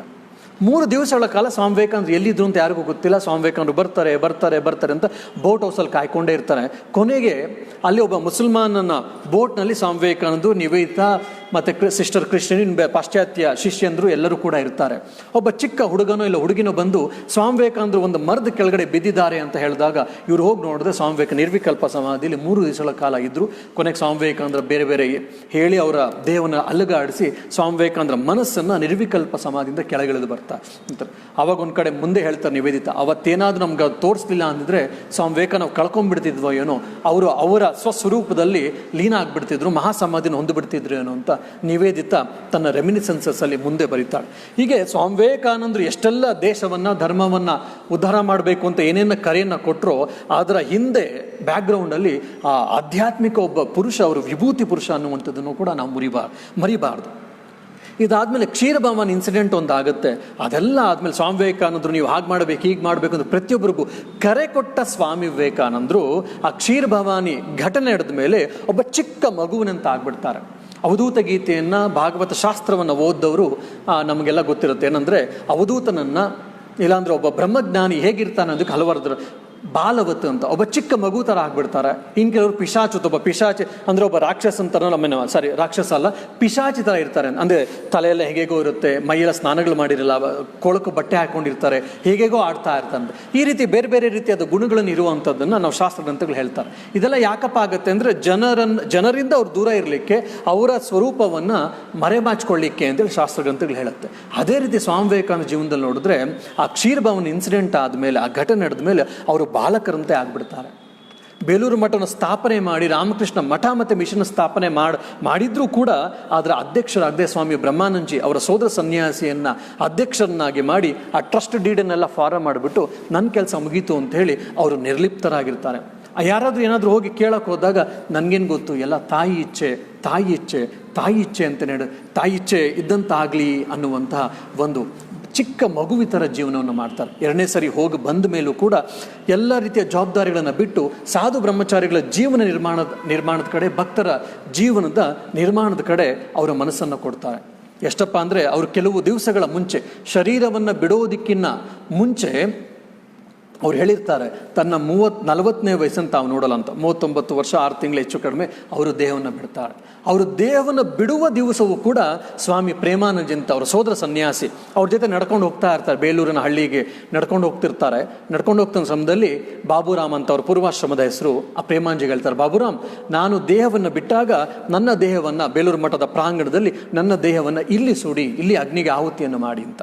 39 ವರ್ಷದ ಒಬ್ಬ ಯುವ ಸನ್ಯಾಸಿ ಸ್ವಾಮಿ ವಿವೇಕಾನಂದರು ಬಾಬುರಾಮ್ ಮಹಾರಾಜ್ ಹೇಳ್ತಾರೆ, ಈಗ ಯಾಕೆ ನರೇನ್ ಅದೆಲ್ಲ, ನೀನು ಇನ್ನೂ ವಯಸ್ಸಾಗಿದೆ, ನೀನು ಜಸ್ಟ್ ಯೌವನದಲ್ಲಿದೆಯಾ, ಈಗ ಯಾಕೆ ಅದೆಲ್ಲ ಬಿಡು ಅಂತ ಹೇಳಿದಾಗ ಸ್ವಾಮಿ ವಿವೇಕಾನಂದ ಹೇಳ್ತಾರೆ, ಇಲ್ಲ ನಾನು ಸತ್ತಾಗ ನೀನು ನನ್ನ ಹೆಣವನ್ನು ಇಲ್ಲೇ ಸುಡಬೇಕು ಅಂತ ನೋಡ್ಕೋ ಅಂತ ಹೇಳ್ತಾರೆ. ಇನ್ನು ಸ್ವಾಮಿ ವಿವೇಕಾನಂದ ಏನಾದರೂ ಒಂದ್ಸರಿ ನಿಂತು ಬಿಟ್ರು ಅಂದರೆ ಅವರು ಬಿಡ್ತಿರ್ಲಿಲ್ಲ ಅಂತ ಗೊತ್ತಿತ್ತು ಪ್ರೇಮಾನಂದಜಿಗೆ. ಆಯಿತು ಅಂತ ಆ ಸ್ಥಾನವನ್ನು ನೋಡ್ಕೊಳ್ತಾರೆ, ವಾಪಸ್ ಬರ್ತಾರೆ. ಅವತ್ತು 2.5-3 ಗಂಟೆಗಳ ಕಾಲ ಬ್ರಹ್ಮಚಾರಿಗಳಿಗೆ ಪಾಣಿನಿ ವ್ಯಾಕರಣದ ಮೇಲೆ ತರಗತಿಯನ್ನು ತೆಗೆದುಕೊಳ್ತಾರೆ. ಆಮೇಲೆ ವಾಕಿಂಗ್ ಹೋಗಿ ಬಂದಮೇಲೆ ಸಾಯಂಕಾಲದ ಆರತಿ ಸಮಯ, ಎಲ್ಲರೂ ಆರತಿಗೆ ಅಂತ ಹೋಗ್ತಾರೆ. ಇವರು ಬ್ರಹ್ಮಚಾರಿ ಹತ್ರ ಬಂದು ಜಪಮಾಲೆಯನ್ನು ಕೇಳ್ತಾರೆ. ಜಪಮಾಲೆನ ಇಟ್ಕೊಂಡು ಒಂದು ಸಣ್ಣ ಮಂಚದ ಮೇಲೆ ಇಟ್ಕೊಂಡು ಜಪವನ್ನು ಮಾಡ್ತಾ ಇರ್ತಾರೆ. ರಾತ್ರಿ ಊಟದ ಸಮಯ ಆಯಿತು, ಸ್ವಾಮಿ ವಿವೇಕಾನಂದ ಬಂದಿಲ್ಲ ನೋಡು ಅಂತ ಹೇಳಿ ಸ್ವಾಮಿ ಬ್ರಹ್ಮಾನಂದಜಿ ಹೇಳಿದಾಗ ಆ ಬ್ರಹ್ಮಚಾರಿ ಬಂದು ನೋಡಿದಾಗ ಕೈಯಲ್ಲೇನೋ ಜಪಮಾಲೆ ಇತ್ತು, ಬ್ರಹ್ಮರಂಧ್ರ ಓಪನ್ ಆಗಿತ್ತು, ಅವರು ದೇಹವನ್ನು ಬಿಟ್ಟಿದ್ರು. ಒಬ್ಬ ಯೋಗಿಯ ಕತೆ, ಒಬ್ಬ ಮಹಾನ್ ಋಷಿಯ ಕತೆ, ಇದೆಲ್ಲವೂ ನಾವು ನೋಡ್ತೀವಿ. ಅದೇ ರೀತಿ ಒಬ್ಬ ಬ್ರಹ್ಮಜ್ಞಾನಿ ಯಾವ ರೀತಿ ಜೀವನವನ್ನು ಮಾಡ್ದ, ಒಬ್ಬ ಋಷಿ ಯಾವ ರೀತಿ ಜೀವನವನ್ನು ಮಾಡ್ದ, ಒಬ್ಬ ಪ್ರವಾದಿ ಯಾವ ರೀತಿ ಜೀವನವನ್ನು ಮಾಡ್ದ, ಒಬ್ಬ ಅವತಾರ ಪುರುಷ ಯಾವ ರೀತಿ ಜೀವನವನ್ನು ಮಾಡ್ದ ಅಂತ ನೋಡೋದ್ರ ಜೊತೆಗೆ ಒಬ್ಬ ಸಂಪೂರ್ಣ ಮಾನವ, ಒಬ್ಬ ಐಡಿಯಲ್ ಮ್ಯಾನ್, ಒಬ್ಬ ಕಂಪ್ಲೀಟ್ ಮ್ಯಾನ್ ಯಾವ ರೀತಿ ಜೀವನವನ್ನು ಮಾಡ್ದ. ಅರ್ಜುನ ಕೇಳ್ತಾನೆ ಭಗವದ್ಗೀತೆಯಲ್ಲಿ, ಸ್ಥಿತಪ್ರಜ್ಞಸ್ಯ ಕಾಭಾಷ ಸಮಾಧಿಸ್ತಸ್ಯ ಕೇಶವ ಸ್ಥಿತದಿ ಕಿಂ ಪ್ರಭಾಷೇತ ಕಿಮಾಸೀತಂ ವ್ರಜೇತ ಕಿಂ ಅಂತ ಅರ್ಜುನ ಶ್ರೀಕೃಷ್ಣನ್ ಕೇಳ್ತಾನೆ. ಒಬ್ಬ ಪ್ರಜ್ಞ ಅಂದರೆ ಬುದ್ಧಿ ಸ್ಥಿತವಾಗಿರೋದು ಅಂತಂದರೆ ಆತ್ಮಜ್ಞಾನಿ. ಒಬ್ಬ ಆತ್ಮಜ್ಞಾನಿ ಆಗಿರುವಂಥವನು, ತನ್ನ ಸ್ವಸ್ವರೂಪದಲ್ಲಿ ನೆಲೆಯಿರುವಂತಹ ಬ್ರಹ್ಮಜ್ಞಾನಿ ಆಗಿರೋನು ಹೇಗಿರ್ತಾನೆ, ಹೇಗೆ ಊಟ ಮಾಡ್ತಾನೆ, ಹೇಗೆ ಮಾತಾಡ್ತಾನೆ, ಅವನ ಚಲನವಲನಗಳು ಹೇಗಿರುತ್ತೆ, ಅವನು ಯಾವ ರೀತಿ ವ್ಯವಹಾರವನ್ನು ಮಾಡ್ತಾನೆ ನನಗೆ ಹೇಳು ಅಂತ ಹೇಳಿ ಕೇಳ್ತಾನೆ. ಅದಕ್ಕೆ 19-20 ಶ್ಲೋಕಗಳಲ್ಲಿ ಶ್ರೀಕೃಷ್ಣ ಪರಮಾತ್ಮ ಅರ್ಜುನನ ಪ್ರಶ್ನೆಗೆ ಉತ್ತರ ಕೊಟ್ಟಿದ್ದಾನೆ. ಅವರೊಂದು ಒಂದೇ ಒಂದು ಶ್ಲೋಕ ಇಲ್ಲ, ಆ ಎಲ್ಲ ಶ್ಲೋಕಗಳನ್ನು ನಾವು ನೋಡ್ಕೊಂಡಿದ್ದಾಗ ಸ್ವಾಮಿ ವಿವೇಕಾನಂದ ಜೀವನ ತುಲನಾತ್ಮಕವಾಗಿ ನಾವು ಅಧ್ಯಯನ ಮಾಡಿದ್ರೆ ನಮ್ಗೆ ಗೊತ್ತಾಗುತ್ತೆ ಒಬ್ಬ ಸ್ಥಿತಪ್ರಜ್ಞ ಹೇಗಿದ್ದ ಅಂತ, ಒಬ್ಬ ಆತ್ಮಜ್ಞಾನಿ ಹೇಗಿದ್ದ ಅಂತ. ಅದಕ್ಕಿಂತಲೂ ಯುವಕರಿಗೆ ನಾವು ಯುವತಿಯರ ಆಲೋಚನೆ ಮಾಡಬೇಕಾದ್ದೇನಪ್ಪ ಅಂದರೆ ಒಬ್ಬ ಸಂಪೂರ್ಣ ಮಾನವ, ಒಬ್ಬ ಆದರ್ಶ ಮಾನವ, ಒಬ್ಬ ಆದರ್ಶ ವ್ಯಕ್ತಿ ಯಾವ ರೀತಿ ಜೀವನವನ್ನು ಮಾಡಬಹುದು, ಮಾಡಬೇಕು ಅನ್ನುವಂಥದ್ದನ್ನು ಸ್ವಾಮಿ ವಿವೇಕಾನಂದದಿಂದ ನಾವು ತಿಳ್ಕೊಳ್ಬೋದು. ಹಾಗಾಗಿ ಯುವ ಭಾರತೀಯರೇ ಸ್ವಾಮಿ ವಿವೇಕಾನಂದರ ಜೀವನವನ್ನು ಆಳವಾದ ಅಧ್ಯಯನವನ್ನು ಮಾಡಬೇಕು, ಅವಲೋಕನವನ್ನು ಮಾಡಬೇಕು, ವಿಶ್ಲೇಷಣಾತ್ಮಕವಾಗಿ ಅಧ್ಯಯನವನ್ನು ಮಾಡಬೇಕು. ಸ್ವಾಮಿ ವಿವೇಕಾನಂದನ ಆ ಒಂದು ನ್ಯೂಸ್ ಪೇಪರ್ ಓದುವಂತೆ, ಒಂದು ಕಾದಂಬರಿಯನ್ನು ಓದುವಂತೆ, ಇಲ್ಲ ಒಂದು ಎಕ್ಸಾಮ್ಗೋಸ್ಕರ ಓದುವಂತೆ ನೀವೇನಾದರೂ ಓದಿದ್ರಿ ಅಂದರೆ ಅದರಿಂದ ಒಂದಷ್ಟು ಗೊತ್ತಾಗುತ್ತೆ, ಅದರಿಂದ ಒಂದಷ್ಟು ಪ್ರೇರೇಪಣೆಗಳು ನಿಮಗೆ ಸಿಗುತ್ತೆ, ಇಲ್ಲ ಅಂತಿಲ್ಲ. ಸ್ವಾಮಿ ವಿವೇಕಾನಂದರ ಜೀವನವನ್ನು ಆಮೂಲಾಗ್ರವಾಗಿ ಆಳವಾಗಿ ಅಧ್ಯಯನವನ್ನು ಮಾಡಿದಾಗ ನೀವು ಅದನ್ನ ಸ್ಫೂರ್ತಿನ ಪಡ್ಕೊಳ್ತೀರಾ. ಪ್ರತಿನಿತ್ಯ ಇಲ್ಲ ನಿಮ್ಮ ಜೀವನದಲ್ಲಿ ಬರುವಂಥ ಎಡರು ತೊಡರುಗಳಿಗೆ, ಜೀವನದಲ್ಲಿ ಬರುವಂಥ ಸಮಸ್ಯೆಗಳಿಗೆ, ಜೀವನದಲ್ಲಿ ನಾವು ಹೇಗಿರಬೇಕು ಹೇಗಿರಬಾರ್ದು, ಯಾಕೆ ಮಾಡಬೇಕು ಯಾಕೆ ಮಾಡಬಾರ್ದು, ಏನು ಮಾಡಬೇಕು ಏನು ಮಾಡಬಾರ್ದು ಅನ್ನುವಂಥ ಪ್ರತಿಯೊಂದು ಪ್ರಶ್ನೆಗೂ ನಿಮಗೆ ಉತ್ತರ ಸ್ವಾಮಿ ವಿವೇಕಾನಂದರ ಜೀವನದ ಸಿಗುತ್ತೆ. ಅಷ್ಟು ಅಲ್ಲದೆ ನಮ್ಮ ಗುರಿಯನ್ನು ಮುಟ್ಲಿಕ್ಕೆ ಬೇಕಾಗುವಂಥ ಎಲ್ಲ ಸ್ಫೂರ್ತಿ, ಉತ್ಸಾಹ, ಸಕಾರಾತ್ಮಕ ಮನೋಭಾವ, ಆತ್ಮವಿಶ್ವಾಸ, ಭಕ್ತಿ, ಶ್ರದ್ಧೆ ಎಲ್ಲವೂ ಕೂಡ ಸ್ವಾಮಿ ವಿವೇಕಾನಂದರ ಜೀವನವನ್ನು ನಾವು ಪಡ್ಕೊಳ್ಬೋದು. ಹಾಗಾಗಿ ಯುವ ಭಾರತೀಯರೇ ನಾವು ಸ್ವಾಮಿ ವಿವೇಕಾನಂದರ ಜೀವನವನ್ನು ಅಧ್ಯಯನ ಮಾಡಬೇಕು.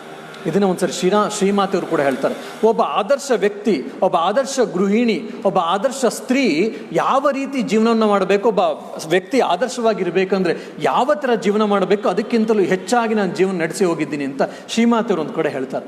ಅದೇ ರೀತಿ ಒಬ್ಬ ಆದರ್ಶ ಸನ್ಯಾಸಿ, ಒಬ್ಬ ಆದರ್ಶ ದೇಶಭಕ್ತ, ಒಬ್ಬ ಆದರ್ಶ ಮಾನವ, ಆದರ್ಶ ಮನುಷ್ಯ ಯಾವ ರೀತಿ ಜೀವನ ಮಾಡಬೇಕು ಅಂತ ನಾವೇನಾದರೂ ಅರ್ಥ ಮಾಡ್ಕೋಬೇಕು ಅಂತಿದ್ರೆ, ನಮ್ಗೆ ಗೊತ್ತಾಗಬೇಕು ಅಂತಿದ್ರೆ, ತಿಳ್ಕೊಳ್ಬೇಕು ಅಂತಿದ್ರೆ ನಾವು ಸ್ವಾಮಿ ವಿವೇಕಾನಂದ ಜೀವನವನ್ನು ಓದಿದಾಗ ನಮ್ಗೆ ಅರ್ಥ ಆಗುತ್ತೆ. ಇದು ಒಂದು ಕಂಪ್ಲೀಟ್ ಪಿಕ್ಚರನ್ನು, ಒಂದು ಸಮಗ್ರವಾದ ಚಿತ್ರಣವನ್ನು ಸ್ವಾಮಿ ವಿವೇಕಾನಂದರ ಜೀವನದಲ್ಲಿ ನೋಡ್ಬೋದು.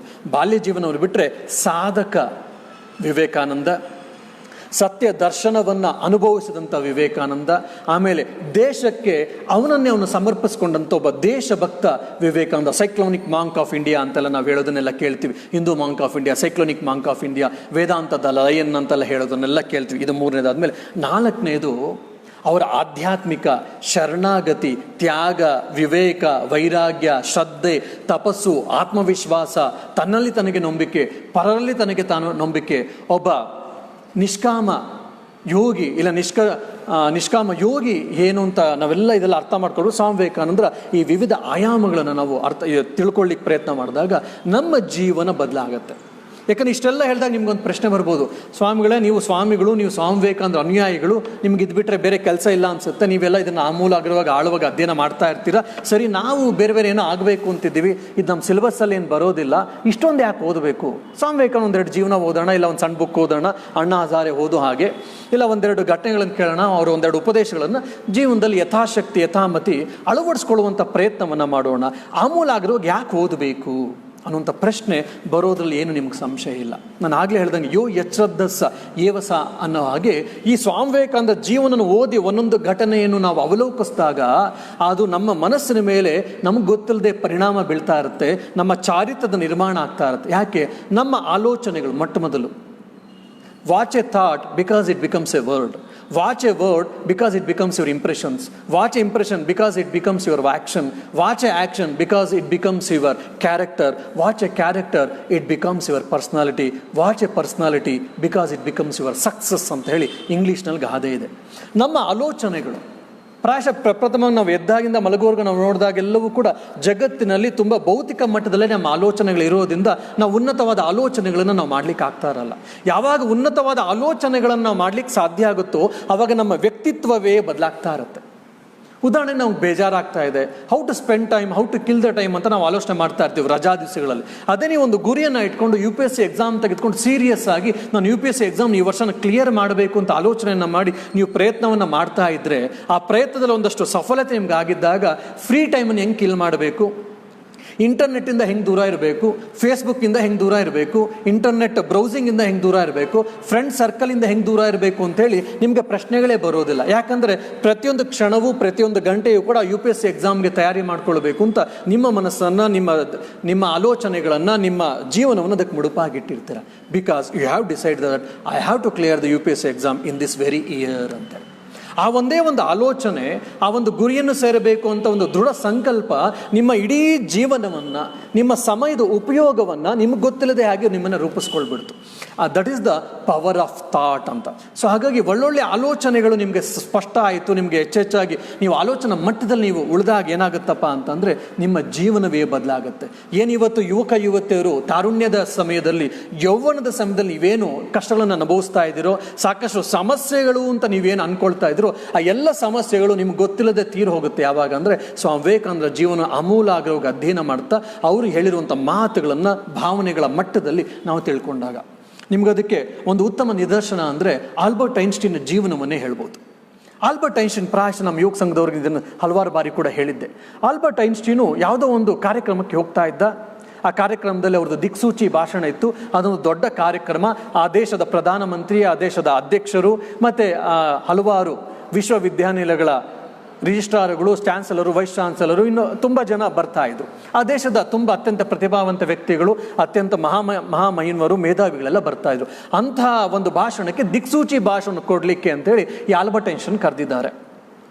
ಬೆಳಗ್ಗೆ ಅವರು ಎದ್ದು ಅವ್ರದೆಲ್ಲ ಕಾರ್ಯಕ್ರಮಗಳನ್ನು ಮುಗಿದಿದೆ, ಅವರು ತಿಂಡಿಯನ್ನು ಮುಗಿಸ್ಕೊಂಡು ಇನ್ನೇನು ತಮ್ಮ ಕೋಣೆಯಿಂದ ಹೊರಡು ಮೇಲಿಂದ ಕೆಳಗೂ ಒಂದು ಬಟ್ಟೆ ನೋಡ್ಕೊಳ್ತಾನೆ. ಏನಾಗಿದೆ? ಚೆನ್ನಾಗಿದೆ, ಗಲೀಜಾಗಿಲ್ಲ, ಬಟ್ಟೆಯಲ್ಲೂ ಅರ್ಧ ಹೋಗಿಲ್ಲ, ಡೀಸೆಂಟ್ ಆಗಿದೆಯಲ್ಲ ಅಂತ. ಅಲ್ಲ, ನೀವು ಅಷ್ಟು ದೊಡ್ಡ ಕಾರ್ಯಕ್ರಮಕ್ಕೆ ಹೋಗ್ತಾ ಇದ್ದೀರಾ, ನೀವು ಈ ಥರ ಒಂದು ಹಳೆಯ ಬಟ್ಟೆನ ಹಾಕ್ಕೊಂಡಿದ್ದೀರಾ, ಅದ್ರ ಬದಲು ನಿಮ್ಮ ಹತ್ರ ಹೊಸ ಬಟ್ಟೆಗಳು ಬೇಕಾದಷ್ಟಿದೆ, ಹೊಸ ಬಟ್ಟೆನ ಹಾಕ್ಕೊಂಡು ಹೋಗ್ಬೋದಿತ್ತಲ್ಲ ಅಂತ ಹೇಳ್ತಾರೆ. ಪ್ರಾಯಶಃ ಅದೇನು ತಪ್ಪು ಅಲ್ಲ, ಅತಿಶಯೋಕ್ತಿಯೂ ಅಲ್ಲ. ಪ್ರಾಯಶಃ ನಾವು ನಿಮ್ಮನ್ನು ಯಾವುದೇ ಥರ ಒಂದು ದೊಡ್ಡ ಕಾರ್ಯಕ್ರಮ ಕರೆದ್ರೆ ನಾವು ಕೂಡ ಆ ಥರ ಆಲೋಚನೆ ಮಾಡ್ತೀವಿ, ಒಂದು ಹೊಸ ಬಟ್ಟೆನ ತೆಗೆದುಕೊಳ್ತೀವಿ. ಇಲ್ಲ ನಮ್ಮ ಹತ್ರ ಇಲ್ಲ ಅಂದರೆ ಸೂಟೋ ಇಲ್ಲ ಇನ್ಯಾವುದಾದ್ರು ಬೇರೆ ಥರ ಬಟ್ಟೆಗಳು ನಮ್ಮ ಫ್ರೆಂಡ್ಸ್ ಹತ್ರ ಇಸ್ಕೊಂಡ್ಬರ್ತೀವಿ, ನಮ್ಮ ರಿಲೇಟಿವ್ಸ್ ಹತ್ರ ಇಸ್ಕೊಂಡು ಬರ್ತೀವಿ, ಚೆನ್ನಾಗಿ ಮೇಕಪ್ ಎಲ್ಲ ಮಾಡಿಕೊಂಡು ಫೇಸ್ ವಾಶು ಅದು ಇದೆಲ್ಲ ಮಾಡಿಸ್ಕೊಂಡು ಕೂಡ ನಾವು ಹೋಗ್ತಾ ಇರ್ತೀವಿ. ಆದರೆ ಆಲ್ಬರ್ಟ್ ಐನ್ಸ್ಟೈನ್ ತುಂಬ ತಕ್ಷಣವೇ ತನ್ನ ಹೆಂಡತಿ ಹತ್ರ ಹೇಳ್ತಾನೆ, I am not going to fancy dress competition, I am going to a function where the people will assemble to listen to my lecture ಅಂತ ಹೇಳಿ. ನಾನು ಫ್ಯಾನ್ಸಿ ಡ್ರೆಸ್ ಕಾಂಪಿಟೇಷನ್, ವೇಷಭೂಷಣ ಸ್ಪರ್ಧೆ, ಛದ್ಮಭೂಷಣ ಸ್ಪರ್ಧೆಗೆ ನಾನು ಹೋಗ್ತಾ ಇಲ್ಲಮ್ಮ. ನಾನು ಯಾವುದೋ ಒಂದು ಕಾರ್ಯಕ್ರಮಕ್ಕೆ ಹೋಗ್ತಾ ಇರೋದು ಹೌದು, ಆದರೆ ಅಲ್ಲಿ ಜನರು ನನ್ನ ಮಾತನ್ನು ಕೇಳಲಿಕ್ಕೆ ಬರ್ತಿದ್ದಾರೆ, ನನ್ನ ವೇಷಭೂಷಣ ನೋಡ್ಲಿಕ್ಕೆ ಬರ್ತಾ ಇಲ್ಲ ಅಂತ. ಇದು ಸಾಮಾನ್ಯ ಘಟನೆಗಳನ್ನು ಹಲವಾರು ಬಾರಿ ನೀವು ಓದಿರ್ಬೋದು, ಕೇಳು ಇರ್ಬೋದು. ಆದರೆ ಈ ಒಂದು ಘಟನೆಯನ್ನು ನಾವು ಅವಲೋಕಿಸ್ಬೇಕು. ಆವಾಗ ಅದು ಅವಲೋಕನ ಅಂದರೆ ಏನು ಅಂತ ನಿಮ್ಗೆ ಅರ್ಥ ಆಗುತ್ತೆ. ಈ ರೀತಿಯಾದಂಥ, ಯಾಕೆಂದರೆ ಅವನ ಮನಸ್ಸು ಯಾವಾಗಲೂ ಭಾವನೆಗಳ ಮಟ್ಟದಲ್ಲಿತ್ತು. He was living in the level of ideas. ಯಾವುದೇ ಒಂದು ವಸ್ತು ತೆಗೆದುಕೊಂಡು, ಯಾವುದೋ ಒಂದು ಇದನ್ನು ತೆಗೆದುಕೊಂಡು ಅದನ್ನು ಯಾಕೆ ಯಾಕೆ ಯಾಕೆ ಅಂತ ಆಲೋಚನೆ ಮಾಡ್ತಾ ಇದ್ದ. ಹಾಗೆ ಅವನು ಹೊಸ ಹೊಸ ಅನ್ವೇಷಣೆಗಳನ್ನು ಮಾಡ್ದ. He invented, he discovered, he never created. Albert Einstein ಯಾವುದನ್ನು ಸೃಷ್ಟಿ ಮಾಡಲಿಲ್ಲ, ಆಲ್ಬರ್ಟ್ ಐನ್ಸ್ಟೀನ್ ಇದ್ದದನ್ನು ಅವನು ಕಂಡಿಡ್ದ. ಅಂದ ಅರ್ಥ ಏನಪ್ಪ ಅಂದರೆ, ಈ ಜಗತ್ತಿನಲ್ಲಿ ಸೃಷ್ಟಿಯಲ್ಲಿ ಆಗಲೇ ಆ ರಹಸ್ಯಗಳು ಇತ್ತು, ಆ ನಿಯಮಗಳಿತ್ತು, ಅದನ್ನು ಅವನು ಕಂಡಿಡಿದು ಜಗತ್ತಿಗೆ ಕೊಟ್ಟ. ಅವನಿಗೆ ಮಾತ್ರ ಕಂಡುಹಿಡಿಲಿಕ್ಕಾಯಿತು. ಯಾಕೆ? ಅದು ಅವ್ರ ಮನೆ ಸೊತ್ತೇನು, ಭಗವಂತ ಅವನಿಗೇನು ಕೃಪಾಶೀರ್ವಾದ ಮಾಡಿದ್ನೇನು, ನನಗೂ ನಿಮಗೂ ಯಾಕಾಗಲ್ಲ ಅಂದರೆ, ನಾವು ಈ ಭೌತಿಕ ಶರೀರದ ಮಟ್ಟದಲ್ಲೇ ಇರ್ತೀವಿ, ಇಂದ್ರಿಯ ಮಟ್ಟದಲ್ಲೇ ಇರ್ತೀವಿ, ಸಣ್ಣ ಸಣ್ಣ ಆಸೆ ಆಕಾಂಕ್ಷೆಗಳನ್ನು ತೀರಿಸ್ಕೊಳ್ಳೋದಲ್ಲೇ, ಅದನ್ನು ತೃಷ್ಟಿಪಡಿಸ್ಕೊಳ್ಳೋದಲ್ಲೇ ನಮ್ಗೆ ಇರ್ತೀವಿ. ಆದ್ದರಿಂದ ಈ ರೀತಿಯಾದಂಥ ಉನ್ನತ ವಿಚಾರಗಳು, ಚಿಂತನೆಗಳು ನಮಗೆ ಬರೋದಿಲ್ಲ. ಹಾಗಾಗಿ ಮಹಾತ್ಮರ ಜೀವನವನ್ನು ನಾವು ಓದಬೇಕು ಅಂತ ಹೇಳೋದು. ಯಾವಾಗ ನಾವು ಕೂಡ ಆ ರೀತಿ ಭಾವನೆಗಳ ಮಟ್ಟದಲ್ಲಿ ಇರ್ಲಿಕ್ಕೆ ಸಾಧ್ಯ ಆಗುತ್ತೆ, ಆಲೋಚನೆಗಳ ಮಟ್ಟದಲ್ಲಿ ಇರ್ಲಿಕ್ಕೆ ಸಾಧ್ಯ ಆಗುತ್ತೆ, ಚಿಂತನೆಗಳ ಮಟ್ಟದಲ್ಲಿ ಇರ್ಲಿಕ್ಕೆ ಸಾಧ್ಯ ಆಗುತ್ತೆ, ನಾವು ಕೂಡ ಒಬ್ಬ ಸೈಂಟಿಸ್ಟ್ ಆಗ್ಬೋದು. ಅದಕ್ಕೆ ಋಷಿ ಅಂತ ನಮ್ಮನ್ನು ಕರೆಯೋದು. ಋಷಿ ಅಂದರೆ ಸೀರಿಯಲ್ ಎಫೆಕ್ಟ್ ಏನಾಗಿದೆ ಅಂದರೆ, ಅವನು ಗಡ್ಡ ಇರಬೇಕು, ಅವನು ಕಾವಿ ಬಟ್ಟೆನ ಹಾಕ್ಕೊಂಡಿರಬೇಕು, ಹಣ್ಣು ಹಂಪಲು ಗೆಡ್ಡೆ ಗೆಣಸು ತಿಂತಾ ಇರಬೇಕು, ಅವನೊಬ್ಬ ಸನ್ಯಾಸಿ ಥರ ಇರಬೇಕು, ಕಾಡಲ್ಲಿ ಅವನ ಜೀವನವನ್ನು ಮಾಡ್ತಾ ಇರಬೇಕು ಅಂತ. ಗ್ಯಾರಂಟಿ ಋಷಿಗೆ ಅದು ಯಾವುದೂ ಅಲ್ಲ. ಋಷಿ ಅಂದರೆ ಏನಪ್ಪ ಅಂದರೆ ಸೈಂಟಿಸ್ಟ್ ಅಂತ. ಯಾರು ಸತ್ಯಾನ್ವೇಷಣೆಯನ್ನು ಮಾಡ್ತೀರ, ಅವನ ಮನೇಲಿರಲಿ, ಮಠದಲ್ಲಿರಲಿ, ಕಾಡಲ್ಲಿರಲಿ, ಅವನಿಲ್ಲ ಬಂಗ್ಲೆಯಲ್ಲಿರಲಿ, ಇಲ್ಲ ಅವನು ಗುಡಿಸಿನಲ್ಲಿರಲಿ, ಅವನು ಗೆಡ್ಡೆ ಗೆಣಸು ತಿಂತಿರಲಿ, ಇಲ್ಲ ಹಣ್ಣು ತಿಂತಿರಲಿ, ಇಲ್ಲ ಅವನು ಕುಕ್ಕುಡ್ ಫುಡ್ ತಿಂತಿರಲಿ, ಅದೆಲ್ಲ ಇಂಪಾರ್ಟೆಂಟು. ಅವನು ಸತ್ಯಾನ್ವೇಷಣೆಯಾಗಿರಬೇಕು, ಸತ್ಯಗಳನ್ನು, ಹೊಸ ಹೊಸ ವಿಚಾರಗಳನ್ನು ಕಂಡುಕೊಂಡು ಜಗತ್ತಿಗೆ ಕೊಡ್ತಾ ಇರಬೇಕು. ಯಾರೆಲ್ಲ ಅವ್ರು ಮಾಡ್ತಾರೋ ಅವರೆಲ್ಲ ಕೂಡ ಋಷಿ. ಹಾಗಾಗಿ ಭಾರತದ ಶಾಸ್ತ್ರ ಪ್ರಕಾರ ಆಲ್ಬರ್ಟ್ ಐನ್ಸ್ಟೀನು ಒಂದು ಋಷಿ, ಥಾಮಸ್ ಆಲ್ವಾ ಎಡಿಸನ್ ಕೂಡ ಒಬ್ಬ ಋಷಿ, ಐಸಾಕ್ ನ್ಯೂಟನ್ ಕೂಡ ಒಬ್ಬ ಋಷಿ, ವಸಿಷ್ಠರು ಕೂಡ ಋಷಿ. ಕೆಲವರು ಪಾರಮಾರ್ಥಿಕ ಜೀವನದಲ್ಲಿ ಸತ್ಯಗಳನ್ನು ಕಂಡುಹಿಡಿದ್ರೆ ಇನ್ನು ಕೆಲವರು ಭೌತಿಕ ಜೀವನದಲ್ಲಿ, ಲೌಕಿಕ ಜೀವನದಲ್ಲಿ ಹೊಸ ಹೊಸ ಸತ್ಯಗಳನ್ನು ಕಂಡುಹಿಡಿತಾರೆ. ಸೊ ಇಂತಹ ಋಷಿ ಒಬ್ಬ ಸ್ವಾಮಿ ವಿವೇಕಾನಂದ. ನಾವು ಆ ರೀತಿಯಾದಂಥ ಜೀವನವನ್ನು ಮಾಡಬೇಕು ಅಂದರೆ, ನಾವು ಆ ರೀತಿಯಾದ ಸಾಧನೆಗಳನ್ನು ಮಾಡಬೇಕಂದ್ರೆ, ಯಶಸ್ಸನ್ನು ಪಡಿಬೇಕು ಅಂತ ಅಂದರೆ, ಈ ದೇಹ ಮನಸ್ಸು ಅನ್ನುವಂಥ ಏನು ಉಪಕರಣವನ್ನು ಭಗವಂತ ಕೊಟ್ಟಿದ್ದಾನೋ, ಈ ಜೀವನ ಅನ್ನುವಂಥ ಒಂದು ಅದ್ಭುತವಾದ ಅವಕಾಶವನ್ನು ನಮಗೆ ಕೊಟ್ಟಿದ್ದಾನೋ, ಇದನ್ನು ಉಪಯೋಗಿಸ್ಕೊಂಡು ನಾವೆಲ್ಲರೂ ಕೂಡ ಸಾಧನೆಯನ್ನು ಮಾಡ್ಬೋದು, ಯಶಸ್ಸನ್ನು ಪಡಿಬೋದು, ನಮ್ಮ ಗುರಿಯನ್ನು ಮುಟ್ಲಿಕ್ಕೆ ಸಾಧ್ಯ ಆಗುತ್ತೆ. ಆದರೆ ಅದಕ್ಕೆ ಸರಿಯಾದಂಥ ಆಲೋಚನೆಗಳಿರಬೇಕು. That is what nothing but channelizing your mind ಅಂತ ಹೇಳ್ತಾರೆ. One is controlling the mind, the other is channelizing the mind. ನಿಮ್ಮ ಮನಸ್ಸನ್ನು ನೀವು ನಿಗ್ರಹಿಸಬೇಕು ಕೆಟ್ಟದಿಂದ, ಅನ್ವಾಂಟೆಡ್ ಥಿಂಗ್ಸಿಂದ. ಒಂದಾದರೆ ಇನ್ನೊಂದು ಚಾನಲೈಸ್ ಮಾಡಬೇಕು. ಅಂದರೆ ನಿಮಗೆ ಬೇಕಾದ ರೀತಿಯಲ್ಲಿ ಆ ಶಕ್ತಿಯನ್ನು, ನಿಮ್ಮ ಗುರಿಯನ್ನು ಮುಟ್ಟಲಿಕ್ಕೆ ಅದಕ್ಕೆ ಆ ಶಕ್ತಿಯನ್ನು ವಿನಿಯೋಗಿಸಬೇಕು. ಆವಾಗ ಯಶಸ್ಸು ನಿಮಗೆ ಕಟ್ಟಿಟ್ಟ ಬುತ್ತಿ. To control the mind you need ವಿವೇಕ, you need discrimination, and to channelize your power you need a good thoughts, you need a right thoughts. ನಿಮಗೆ ನಿಮ್ಮ ಮನಸ್ಸನ್ನು, ನಿಮ್ಮ ಶಕ್ತಿಯನ್ನು ನಿಗ್ರಹಿಸಬೇಕಂದ್ರೆ ನಿಮಗೆ ವಿವೇಕ ಬೇಕಾಗುತ್ತೆ. ಆ ನಿಗ್ರಹಿಸಿರುವಂಥ ಶಕ್ತಿಯನ್ನು ಸರಿಯಾದ ರೀತಿಯಲ್ಲಿ, ಸರಿಯಾದ ದಿಕ್ಕಿನಲ್ಲಿ ಹರಿಸಬೇಕಂದ್ರೆ ನಿಮಗೆ ಸರಿಯಾದ ಆಚಾರ ವಿಚಾರ ಇರಬೇಕಾಗುತ್ತೆ. ಆವಾಗ ಮಾತ್ರ ಅದು ಸಾಧ್ಯ ಆಗುತ್ತೆ. ಅದು ನೀವು ಸ್ವಾಮಿ ವಿವೇಕಾನಂದರ ಜೀವನವನ್ನು ಓದಿದಾಗ ತಿಳ್ಕೊಳ್ಳಬಹುದು. ಸ್ವಾಮಿ ವಿವೇಕಾನಂದರ ಜೀವನವನ್ನು ಅಧ್ಯಯನ ಮಾಡಿದಾಗ ತಿಳ್ಕೊಳ್ಬೋದು. ಸ್ವಾಮಿ ವಿವೇಕಾನಂದರ ಜೀವನವನ್ನು ಅವಲೋಕನ ಮಾಡಿದಾಗ ತಿಳ್ಕೊಳ್ಬೋದು. ಇದು ಪ್ರಾಯಶಃ ಇಷ್ಟೆಲ್ಲ ಕೇಳಿದ ಮೇಲೆ ನಿಮ್ಗೆ ಹೇಗಿದು ಸ್ವಾಮೀಜಿ, ಸ್ವಾಮಿ ವಿವೇಕಾನಂದ ಜೀವನವನ್ನು ಓದಿದಾಗ ನಾವು ಹೇಗೆ ತಿಳ್ಕೊಳ್ಬಹುದು ಅನ್ನುವಂಥ ಪ್ರಶ್ನೆ ಬರುತ್ತೆ. ಬಾಲ್ಯ ಜೀವನದ ಕೆಲವು ಘಟನೆಗಳನ್ನು ನಿಮ್ಮ ಮುಂದೆ ಇಡುವಂಥ ಪ್ರಯತ್ನವನ್ನು ಮಾಡ್ತೇನೆ. ಸ್ವಾಮಿ ವಿವೇಕಾನಂದ ಚಿಕ್ಕವರಿದ್ದಾಗ ಮಹಾ ಚೇಷ್ಟವಂತರು, ಸಿಕ್ಕಾಪಟ್ಟೆ ಅವರು ಚೇಷ್ಟೆ ಮಾಡ್ತಿದ್ರು. ಎಷ್ಟಪ್ಪ ಮನೇಲಿ ಗಲಾಟೆ ಮಾಡ್ತಿದ್ರು, ಚೇಷ್ಟೆಗಳು ಮಾಡ್ತಿದ್ರು ಅಂದರೆ, ಭುವನೇಶ್ವರಿ ದೇವಿ, ನರೇಂದ್ರನಾಥನ ತಾಯಿಯಾದ ಭುವನೇಶ್ವರಿ ದೇವಿ ಇಬ್ಬರು ದಾದಿಯರನ್ನು, ಇಬ್ಬರು ನರ್ಸನ್ನು ಇಟ್ಟಿದಂತೆ. ಏನು ಅಂದರೆ ಅವರು ಇಬ್ಬರು ಕೆಲಸ ಏನಪ್ಪ ಅಂದರೆ ಈ ನರೇಂದ್ರನ ಕಂಟ್ರೋಲ್ ಮಾಡೋದು. ಅಷ್ಟು ತೀಟೆಗಳನ್ನು ಮಾಡ್ತಾ ಇದ್ರು ಸ್ವಾಮಿ ವಿವೇಕಾನಂದ. ಇದೆಲ್ಲ ಕೇಳಿದಾಗ ನಮಗೂ ಸಂತೋಷ ಆಗುತ್ತೆ. ನಾವು ಚಿಕ್ಕವರಿದ್ದಾಗ ತೀಟೆ ಮಾಡ್ತೇವೆ, ನಮ್ಮ ಅಪ್ಪ ಅಮ್ಮ ಬೈದಿದ್ರು. ಸೊ ಸ್ವಾಮಿ ವಿವೇಕಾನಂದ್ರ ತೀಟೆ ಮಾಡ್ತಾ ಇದ್ರು, ನಾವೇನು ತೀಟೆ ಮಾಡಬಾರ್ದ? ಸೊ ಮಾಡ್ಬೋದು, ನಮಗೆ ಲೈಸೆನ್ಸ್ ಸಿಕ್ಕದಂಗೆ ಆಯಿತು ಅಂತ ನಮ್ಗೆ ಅನಿಸುತ್ತೆ. ಇದೇನೋ ಕರೆಕ್ಟು. ಆದರೆ ಅದರ ಜೊತೆಗೆ ಸ್ವಾಮಿ ವಿವೇಕಾನಂದ ಇನ್ನೊಂದಷ್ಟು ಮಾಡಿದ್ರು, ಅದನ್ನು ನಾವು ಮರೆತು ಬಿಡ್ತೀವಿ. ಏನು, ಸ್ವಾಮಿ ವಿವೇಕಾನಂದರು ಧ್ಯಾನಕ್ಕೆ ಕೂತ್ಕೊಂಡ್ರು ಅಂದರೆ ಕ್ಷಣಾರ್ಧದಲ್ಲಿ ಅವ್ರು ಮೈ ಮರೆತು ಬಿಟ್ಟು ಪಕ್ಕದಲ್ಲಿ ಹಾವೇ ಬಂದರು. ಹಾವಿನ ಘಟನೆ ನಮಗೆಲ್ಲ ಗೊತ್ತು. ಹಾವು ಬಂದರು, ಇಲ್ಲ ಪಕ್ಕದಲ್ಲಿ ಆಟಮ್ ಬಾಂಬ್ ಸಿಡಿತು, ಇಲ್ಲ ನ್ಯೂಕ್ಲಿಯರ್ ಬಾಂಬ್ ಸಿಡಿದ್ರು ಕೂಡ ಅವ್ರಿಗೆ ಗೊತ್ತಾಗ್ತಿರಲಿಲ್ಲ. ಅಂಥ ಸಂಪೂರ್ಣವಾದ ಏಕಾಗ್ರತೆ ಅವರಲ್ಲಿ ಇದ್ದುದನ್ನು ನಾವು ನೋಡಿದ್ವಿ. ಆದ್ದರಿಂದ ಅವ್ರ ಜೀವನದಲ್ಲಿ ಏನೆಲ್ಲ ಅಧ್ಯಯನ ಮಾಡಲಿಕ್ಕೆ ಸಾಧ್ಯ ಆಯಿತು. ಇದು ಒಂದು ಕಡೆ. ಆದರೆ ಇನ್ನೊಂದು ನಾವು ನೋಡಿದಾಗ ಸ್ವಾಮಿ ವಿವೇಕಾನಂದ ಚಿಕ್ಕ ಬಾಲ ನರೇಂದ್ರ, 6-7 ವರ್ಷದ ನರೇಂದ್ರ, ಅವತ್ತು ಯಾವುದೋ ಹಬ್ಬ ಇತ್ತು. ಹಾಗಾಗಿ ತಾಯಿ ಬೆಳಗ್ಗೆ ಅವನಿಗೆ ಸ್ನಾನವನ್ನು ಮಾಡಿಸಿ ನರೇಂದ್ರನಿಗೆ ರೇಷ್ಮೆ ಪಂಚೆಯನ್ನು, ರೇಷ್ಮೆ ಅಂಗಿಯನ್ನು ತೊಡಿಸ್ಬಿಟ್ಟು ಕಳಿಸಿರ್ತಾರೆ. ತಿಂಡಿಯನ್ನು ತಿರ್ಸ್ಬಿಟ್ಟು ನೀವು ಹೋಗು, ಏನಾದರೂ ಮಾಡ್ಕೋಗು ಅಂತ. ತಿಂಡಿ ತಿಂದಾದ್ಮೇಲೆ ನರೇನ ಚಿಕ್ಕ ಹುಡುಗ, ಹಂಗಾಗಿ ಅವ್ನು ಬೀದಿಲಿ ಹೋಗಿರ್ತಾನೆ, ಹೊರಗಡೆ ಹೋಗಿರ್ತಾನೆ. 1 ಗಂಟೆ 2 ಗಂಟೆ ಆದಮೇಲೆ ನರೇಂದ್ರ ಬೆತ್ತಲೆಯಾಗಿ ಮನೆಗೆ ವಾಪಸ್ ಬರ್ತಾನೆ. ಮನೇಲಿ ಎಲ್ಲರಿಗೂ ಆಶ್ಚರ್ಯ. ಬೆಳಗ್ಗೆ ಸ್ನಾನ ಮಾಡಿಸಿ ಬೆಲೆ ಬಾಳುವಂಥ ರೇಷ್ಮೆ ಪಂಚೆ, ರೇಷ್ಮೆಯಲ್ಲಿ ಮಾಡಿರುವಂಥ ಅಂಗಿಯನ್ನು ತೋಡಿಸಿ ಅವನಿಗೆ ತಿಂಡಿ ತಿನ್ನಿಸಿ ಕಳಿಸಿದ್ರೆ, ನೋಡಿದ್ರೆ ಬೆತ್ತಲೆಯಾಗಿ ಬಂದಲ್ಲ, ಏನಾಯಿತು ಅಂತ ತಾಯಿ ಕೇಳಿದ್ರೆ, ಆ ಬಾಲ ನರೇಂದ್ರ ಹೇಳ್ತಾನೆ, ನಾನು ದಾರಿಲಿ ನೋಡಿದೆ 6-7 ವರ್ಷದ ಒಬ್ಬ ಹುಡುಗ ನರೇಂದ್ರ, ಬಾಲಕ ನರೇಂದ್ರ, ಅವನೇ ಚಿಕ್ಕ ವಯಸ್ಸು ನರೇಂದ್ರ. ಅವನು ಹೇಳ್ತಾನೆ, ನನ್ನ ಒಬ್ಬ ಚಿಕ್ಕ ಹುಡುಗ ಇದ್ದಮ್ಮ, ಅವ್ನಿಗೇನು ಇರಲಿಲ್ಲ ಮೈ ಮೇಲೆ, ಪಾಪ ಭಿಕ್ಷುಕ ಅಂತೆ, ಅವ್ನು ಬಡವ ಅಂತೆ, ಹಂಗೆ ಅವ್ನಿಗೆ ಹಾಕೊಳ್ಳಿಕ್ಕೆ ಬಟ್ಟೆ ಇರಲಿಲ್ಲ. ನಮ್ಮನೇಲಿ ಬೇಕಾದಷ್ಟು ಬಟ್ಟೆಗಳಿದೆ, ಅವ್ನಿಗೆ ಹಾಕೊಳ್ಳೋಕೆ ಬಟ್ಟೆ ಇರಲಿಲ್ಲವಂತೆ. ಹಾಗಾಗಿ ಬಟ್ಟೆ ಕೊಟ್ಟೆ ಅಂತ ಹೇಳಿ ಮೈ ಮೇಲಿದ್ದಂಥ ಬಟ್ಟೆನೇ ಕೊಟ್ಟುಬಿಟ್ಟು ಬಂದ. ಆ ಬಾಲಕ ನರೇಂದ್ರನಲ್ಲಿ ಎಂಥ ಹೃದಯ ವೈಶಾಲ್ಯತೆ ಇತ್ತು. ಸೊ ಇವನಿಗೊಂದು ದೊಡ್ಡ ಸಮಸ್ಯೆ ಇದ್ದಿದ್ದೇನಪ್ಪ ಅಂದರೆ, ಯಾರಾದರೂ ಭಿಕ್ಷುಕರು ಬಂದರು ಅಂದರೆ ಕೈಗೆ ಸಿಕ್ಕಿದ ಬಟ್ಟೆಯನ್ನು, ಕೈಗೆ ಸಿಕ್ಕಿದ ಬೆಲೆ ಬಾಳೋ ವಸ್ತುಗಳನ್ನೆಲ್ಲ ಕೊಟ್ಟು ಬಿಡ್ತಿದ್ದ. ರೇಷ್ಮೆ ಬಟ್ಟೆಗಳನ್ನು, ಇಲ್ಲ ದೊಡ್ಡ ಪಾತ್ರೆಗಳನ್ನು ಏನು ಸಿಕ್ಕಿದ ಅದು ಕೊಟ್ಟು ಬಿಡ್ತಿದ್ದ. ಹಾಗಾಗಿ ಯಾರಾದರೂ ಮನೆ ಮುಂದೆ ಭಿಕ್ಷುಕರು ಬಂದರೆ ತಾಯಿ ಏನು ಮಾಡ್ತಾ ಇದ್ಲು, ಮೊದಲು ಇವನನ್ನು ಒಂದು ಕೋಣೆಗೆ ಹಾಕಿ ಭದ್ರವಾಗಿ ಬೀಗ ಹಾಕ್ಬಿಟ್ಟು ಆಮೇಲೆ ಏನಾದರೂ ಆ ಭಿಕ್ಷೆ ಕೊಡ್ತಾ ಇದ್ದಂಥ ಪರಿಪಾಠನ ತಾಯಿ ಪ್ರಾರಂಭ ಮಾಡ್ತಾಳೆ. ಒಂದ್ಸರಿ ಅವನು ಈ ಕೆಳಗಡೆ ಇದ್ದೇನೋ ಗಲಾಟೆ ಮಾಡಿದಂಥ ಮನೆಯ ಯಾಕಂದರೆ ಅವ್ರ ಜಮೀನ್ದಾರರ ವಂಶ, ತುಂಬ ದೊಡ್ಡ ಮನೆ ಇದೆ. ಈಗಲೂ ಕೂಡ ನೀವು ಯಾರಾದರೂ ಕಲ್ಕತ್ತೆಗೆ ಹೋಗಿ ನೋಡ್ಬೋದು. ಮನೆಯ ಮೊದಲನೇ ಅಂತಸ್ತಲ್ಲಿ ಫಸ್ಟ್ ಫ್ಲೋರಲ್ಲಿ ಅವನನ್ನು ಒಂದು ರೂಮಲ್ಲಿ ಕೂಡಾಕ್ಬಿಟ್ಟು ತಾಯಿ ಭಿಕ್ಷಕನ ಏನೋ ಕೊಡಬೇಕು ಅಂತ ಬರೋಷ್ಟೊತ್ತಿಗೆ ಆ ಭಿಕ್ಷಕ ಆಗಲೇ ಹೊಟ್ಟೋಗಿದ್ದಾನೆ. ಏನಾಯಿತು ಭಿಕ್ಷೆಗೆ, ಪಾಪ ಲೇಟ್ ಆಯಿತು ಏನೋ ಅಂತ ಹೇಳಿದಾಗ ಅಕ್ಕಪಕ್ಕದ ಜನ ಹೇಳ್ತಾರೆ, ಇಲ್ಲ ಅವನಿಗೆ ನಿನ್ನ ಮಗ ಬೆಲೆ ಬಾಳುವಂಥ ಬೆನಾರಸ್ ಸಿಲ್ಕ್ ಸ್ಯಾರಿಯನ್ನು ಕೊಟ್ಟು ಅದನ್ನು ತೆಗೆದುಕೊಂಡು ಹೋಗೋದ ಅಂತ. ಬೆನಾರಸ್ ಸಿಲ್ಕ್ ಸಾರಿ ನನ್ನ ಮಗ ಹೆಂಗೆ ಕೊಟ್ಟ, ಯಾಕಂದರೆ ಫಸ್ಟ್ ಫ್ಲೋರಲ್ಲಿ ಅವ್ನು ರೂಮಲ್ಲಿ ಕೂಡಾಕಿದ್ವಲ್ಲ ಅಂತ ನೋಡಿದ್ರೆ ಆ ಮನೆಯ ಒಳಗಡೆ ಆ ಭಿಕ್ಷಕ ಬಂದು ಕೇಳಿದಾಗ ತಾಯಿ ಕೂಡಾಕಿದ್ದಾಳೆ ಅಂತ ತಕ್ಷಣ ಆ ನರೇಂದ್ರಗೆ ಅರ್ಥ ಆಯ್ತು ಯಾರೋ ಭಿಕ್ಷಕರು ಬಂದಿದ್ದಾರೆ ಅಂತ. ಅವನು ಕಿಟಕಿ ಬಾಕಲು ತೆಗೆದು ನೋಡ್ತಾನೆ, ಅಲ್ಲಿ ಮನೆ ಮುಂದೆ ನಿಂತಿದ್ದ ಭಿಕ್ಷಕ ಅಲ್ಲಿ ಏನು ಸಿಗುತ್ತೆ ಕೊಡ್ಬೋದು ಅಂತ ಆ ಕೋಣೆ ಒಳಗಡೆ ನೋಡಿದಾಗ ತಾಯಿ ಹಿಂದಿನ ದಿವಸ ಉಟ್ಕೊಂಡು ಯಾವುದೋ ಹಬ್ಬಕ್ಕೋ ಇಲ್ಲ ಯಾವುದೋ ಒಂದು ಕಾರ್ಯಕ್ರಮಕ್ಕೆ ಹೋಗಿದ್ಲು ಅಂತ ಕಾಣುತ್ತೆ. ಅದಕ್ಕೋಸ್ಕರ ಅಂತ ಬಿಚ್ಚಿಟ್ಟಿದ್ಲು ಅತ್ಯಂತ ಬೆಲೆ ಬಾಳುವಂತಹ ಕೆಲವು ಸಾವಿರಗಳಾಗುವಂಥ ಆಗಿನ ಸಮಯದಲ್ಲಿ ಬೆಲೆ ಬಾಳುವಂಥ ರೇಷ್ಮೆ ಸೀರೆಯನ್ನು ಕಂಡ ಅದನ್ನು ತೆಗೆದುಬಿಟ್ಟು ಕಿಟಕಿ ಮೂಲಕ ಕೊಟ್ಟು ಬಿಡ್ತಾನೆ ನರೇನ್. ಕೊನೆಗೆ ಭುವನೇಶ್ವರಿ ದೇವಿ ಕೆಲವ್ರನ್ನ ಕಳಿಸ್ತಾಳೆ, ಒಂದಷ್ಟು ದುಡ್ಡನ್ನು ಕೊಟ್ಟು ಆ ಭಿಕ್ಷಕನ್ನು ಪುಸಲಾಯಿಸಿ ಆ ಬೆಲೆ ಬಾಳುವ ರೇಷ್ಮೆ ಸಾರಿಯನ್ನು ವಾಪಸ್ ಇಸ್ಕೊಂಡ್ಬರ್ತಾರೆ.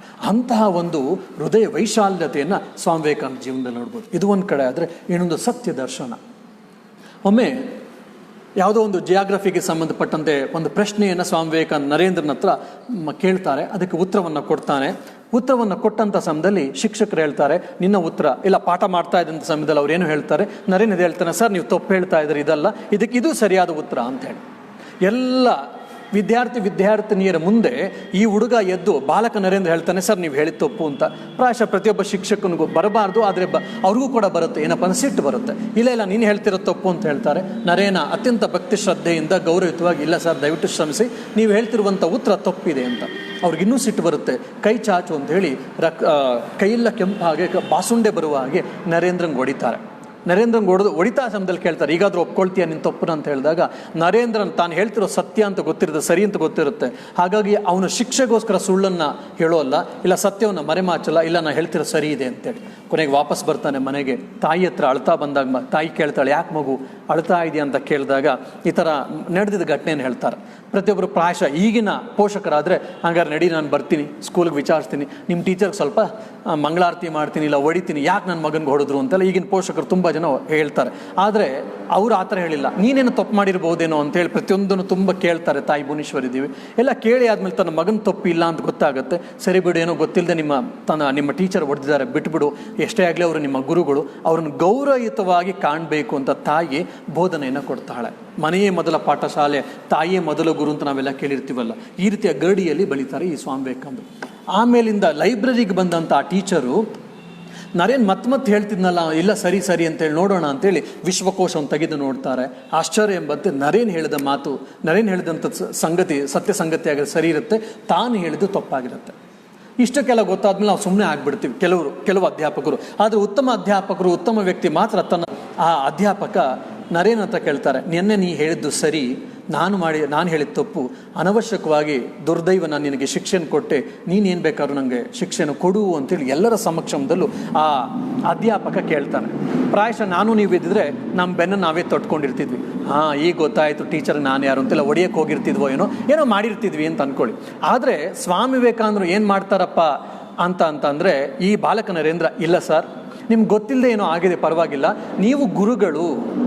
ನೀವು ಗುರುಗಳಾಗಿರೋದ್ರಿಂದ ನೀವು ನನ್ನನ್ನು ಕ್ಷಮಾಪಣೆ ಕೇಳಬಾರ್ದು, ಅದು ಸರ್ವತಾ ಯೋಗ್ಯ ಅಲ್ಲ, ಪರವಾಗಿಲ್ಲ ಬಿಡಿ ಅಂಥೇಳಿ ಒಂದು ಹೃದಯ ವೈಶಾಲ್ಯತೆಯನ್ನು ಮತ್ತು ಎಮೋಷ್ನಲ್ ಮೆಚ್ಯೂರಿಟಿ ಅಂತ ನಾವೇನು ಹೇಳ್ತೀವಲ್ಲ ಅದನ್ನು ಸ್ವಾಮಿ ವಿವೇಕಾನಂದರು ಪ್ರದರ್ಶಿಸ್ತಾರೆ.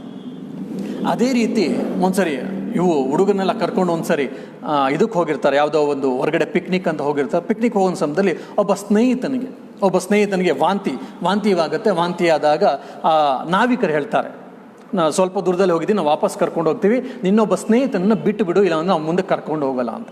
ಪ್ರಾಯಶಃ ನಾವೆಲ್ಲ ಆಲೋಚನೆ ಮಾಡ್ತೀವೇನು, ಈ ಒಬ್ಬ ಫ್ರೆಂಡ್ ಇಲ್ಲ ಅಂದರೆ ನಮ್ಮ ಪಿಕ್ನಿಕ್ ಚೆನ್ನಾಗಿರುತ್ತೆ, ಈ ಒಬ್ಬ ಫ್ರೆಂಡ್ ಇಲ್ಲ ಅಂದರೆ ಏನು ನಮಗೆ ತೊಂದರೆ ಇಲ್ಲ, ಹೆಂಗಿದು ಸ್ಟಾರ್ಟ್ ಮಾಡ್ತೀವಿ, ನೀವು ಹೋಗಿಬಿಡು ಅಂತ ಹೇಳುವಂಥ ಪ್ರಯತ್ನವನ್ನು ನಾವು ಸುಮಾರು ಜನ ಮಾಡ್ತೀವಿ. ಇನ್ನು ಕೆಲವರು ಇರಲಿ ಬಿಡು ಅಂತ ಅಡ್ಜಸ್ಟ್ ಮಾಡ್ಕೊಳ್ಳುವಂಥ ಪ್ರಯತ್ನವನ್ನು ಮಾಡ್ತಿರ್ತೀವಿ.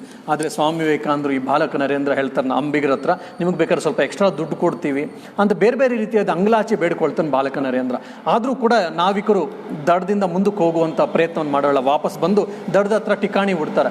ಆ ಹುಡುಗ ವಾಂತಿ ಮಾಡ್ಕೊಳ್ತು ಹುಡುಗನನ್ನ ಇಲ್ಲ ಕೆಳಗಿಳಿಸಿ, ಇಲ್ಲಾಂದ್ರೆ ನೀವೆಲ್ಲ ಕೆಳಗಿಳಿರಿ, ಇಲ್ಲ ನಾವು ಕರ್ಕೊಂಡು ಹೋಗಲ್ಲ ಅಂತೇಳಿ. ಆ ಸಮಯದಲ್ಲಿ ಬ್ರಿಟಿಷ್ ಆಳ್ತಿದ್ದಂತಹ ಭಾರತವಾಗ ಬ್ರಿಟಿಷ್ನ ಇಬ್ಬರು ಪೊಲೀಸರು ಅಲ್ಲೇ ನಡ್ಕೊಂಡು ಹೋಗ್ತಾ ಇರ್ತಾರೆ ಗಂಗಾ ನದಿಯ ದಂಡೆಯಲ್ಲಿ. ಇಮಿಡಿಯೇಟಾಗಿ ಅವ್ನು ಚಂಗನೆ ಹಾರ್ತಾನೆ ನರೇಂದ್ರ. ಅವನ ಬಟ್ಲರ್ ಇಂಗ್ಲೀಷು ಬೆಂಗಾಲಿ ಎರಡನ್ನೂ ಮಿಕ್ಸ್ ಮಾಡಿ ಸಮಸ್ಯೆನೆಲ್ಲ ಎಕ್ಸ್ಪ್ಲೈನ್ ಮಾಡ್ತಾನೆ, ನಮ್ಗೇನು ಸಮಸ್ಯೆ ಆಗಿದೆ ಅಂತ. ಆ ಬ್ರಿಟಿಷ್ ಪೊಲೀಸ್ ಅಧಿಕಾರಿಗಳು ಯಾವಾಗ ಬರ್ತಾರೋ ಅಂಬಿಗರಿಗೆ ಭಯ ಉಂಟಾಗುತ್ತೆ. ಅವರು ಕೂಡ ಅಧಿಕಾರವಾಣಿಯಿಂದ ಹೇಳ್ತಾರೆ, ಆ ಮಗು ಹೇಳ್ದಂಗೆ ಕೇಳೋ, ಇಲ್ಲಾಂದ್ರೆ ನಿಮಗೆ ಲಾತ ಬೀಳುತ್ತೆ, ಹೊಡ್ತಾ ಬೀಳುತ್ತೆ ಅಂತ. ಆ ಅಂಬಿಗರು ಆಯಿತು ಸರ್ ಅಂತ ಹೇಳಿ ಕೇಳ್ತಾರೆ. ಇವನ ಧೈರ್ಯವನ್ನು, ಇವನ ಆತ್ಮವಿಶ್ವಾಸವನ್ನು ಮತ್ತು ಬ್ರಿಟಿಷ್ ಅಂದರೆ ಎದುರ್ಕೊಂಡು ಓಡೋಗ್ತಿದ್ದಂಥ ಸಮಯದಲ್ಲಿ ಈ ಬಾಲಕ ನರೇಂದ್ರ ಬಂದು ಏನು ಧೈರ್ಯವನ್ನು ಪ್ರದರ್ಶನ ಮಾಡಿ ಮತ್ತೊಂದು ಮಾತಾಡಿ ಅವನ ಸ್ನೇಹಿತನಿಗೋಸ್ಕರ ಇಷ್ಟು ಹೃದಯ ವೈಶಾಲ್ಯದನ್ನು ತೋರಿಸಿ ಅವರಿಗೆಲ್ಲ ಆಶ್ಚರ್ಯ ಮತ್ತು ಆನಂದ ಆಗುತ್ತೆ. ನಾವೊಂದು ಯಾವುದೋ ಫಿಲಮ್ಗೋ ಇಲ್ಲ ಯಾವುದೊಂದು ನಾಟಕ ನೋಡ್ಲಿಕ್ಕೆ ಹೋಗ್ತಾ ಇದ್ದೀವಿ, ಬಾ ಅಂತೇಳಿ ನರೇಂದ್ರನನ್ನು ಕರೀತಾರೆ. ಅದು ನರೇಂದ್ರ ಹೇಳ್ತಾನೆ, ಇಲ್ಲ ನಾವೆಲ್ಲ ಸ್ನೇಹಿತರು ಸೇರಿಕೊಂಡು ನಾವು ಪಿಕ್ನಿಕ್ ಹೋಗಬೇಕು ಅಂತಿದ್ದೀವಿ, ನೀವು ಕರೆದ್ರಿ ಅಂತ ನಾನು ಬಂದರೆ ನಮ್ಮ ಸ್ನೇಹಿತನ ಬಿಟ್ಟು ಬಂದರೆ ತಪ್ಪಾಗುತ್ತೆ, ನೀವು ಮಾಡಿದಂತಹ ಉಪಕಾರಕ್ಕೆ ಧನ್ಯವಾದಗಳು ಅಂತೇಳಿ ಧನ್ಯವಾದ ಸಮರ್ಪಿಸಿ ಆ ನರೇಂದ್ರ ಮತ್ತು ಆ ದೋಣಿಯಲ್ಲಿ ಅವನ ಪಿಕ್ನಿಕ್ಕನ್ನು ಕಂಟಿನ್ಯೂ ಮಾಡ್ತಾನೆ. ಅದೇ ಸಮಯದಲ್ಲಿ ಅಂದರೆ ಬಾಲಕನಾಗಿದ್ದಂಥ ನರೇಂದ್ರನಲ್ಲಿ ಎಂಥ ಶಕ್ತಿ ಇತ್ತು, ಎಂಥ ಆತ್ಮವಿಶ್ವಾಸ ಇತ್ತು, ಎಂಥ ಧೈರ್ಯಶಾಲಿ ಇತ್ತು, ಅವರು ಧೈರ್ಯಶಾಲಿ ಆಗಿದ್ದರು ಅಂತ ನಾವು ನೋಡ್ಬೋದು. ಇನ್ನು ನಾವು ರಾಯ್ಪುರಕ್ಕೆ ಹೋದಾಗ 2 ವರ್ಷಗಳ ಕಾಲ ಅವರು ಶಾಲೆಯಿಂದ ಆಚೆ ಉಳಿದಿರ್ತಾರೆ.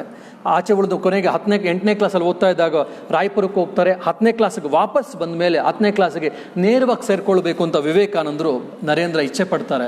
ಆದರೆ ಪ್ರತಿಯೊಂದು ಶಾಲೆಯಲ್ಲೂ ಕೂಡ ಇಲ್ಲ, 8ನೇ ಕ್ಲಾಸಲ್ಲಿ 9ನೇ ಕ್ಲಾಸ್ಗೆ ನಾವು ಸೇರಿಸ್ಕೊಳ್ತೀವಿ, 10ನೇ ಕ್ಲಾಸಿಗೆ ಸೇರಿಸ್ಕೊಳ್ಳಲ್ಲ ಅಂತ. ಆದರೆ ಒಬ್ಬ ಮುಖ್ಯೋಪಾಧ್ಯಾಯ ನರೇಂದ್ರನ ಬುದ್ಧಿ ಮತ್ತೆ ಗೊತ್ತಿರೋವಂಥವ್ರು ಹೇಳ್ತಾರೆ, ನೀನೇನಾದರೂ ಫಸ್ಟ್ ಕ್ಲಾಸಲ್ಲಿ ಪಾಸ್ ಆಗ್ತೀನಿ ಅಂದರೆ, ಫಸ್ಟ್ ರ್ಯಾಂಕ್ ತೆಗೆದುಕೊಳ್ತೀನಿ ಅಂತ ಅಂದರೆ ನೀನು ನನಗೆ ಮಾತು ಕೊಟ್ಟರೆ ನೀನು ಸೇರಿಸ್ಕೊಳ್ತೀನಿ ಅಂತ. ನರೇಂದ್ರ ಆಯಿತು ಅಂತ ಮಾತನ್ನು ಕೊಡ್ತಾನೆ. ಸೊ ಅವನಿಗೆ 10ನೇ ಕ್ಲಾಸ್ಗೆ ನೇರವಾಗಿ ಅಡ್ಮಿಷನ್ ಸಿಗುತ್ತೆ. 3 ತಿಂಗಳಲ್ಲೇ 3 ವರ್ಷದ ಸಿಲೆಬಸ್ಸನ್ನೇನೋ ಮುಗಿಸ್ತಾರೆ.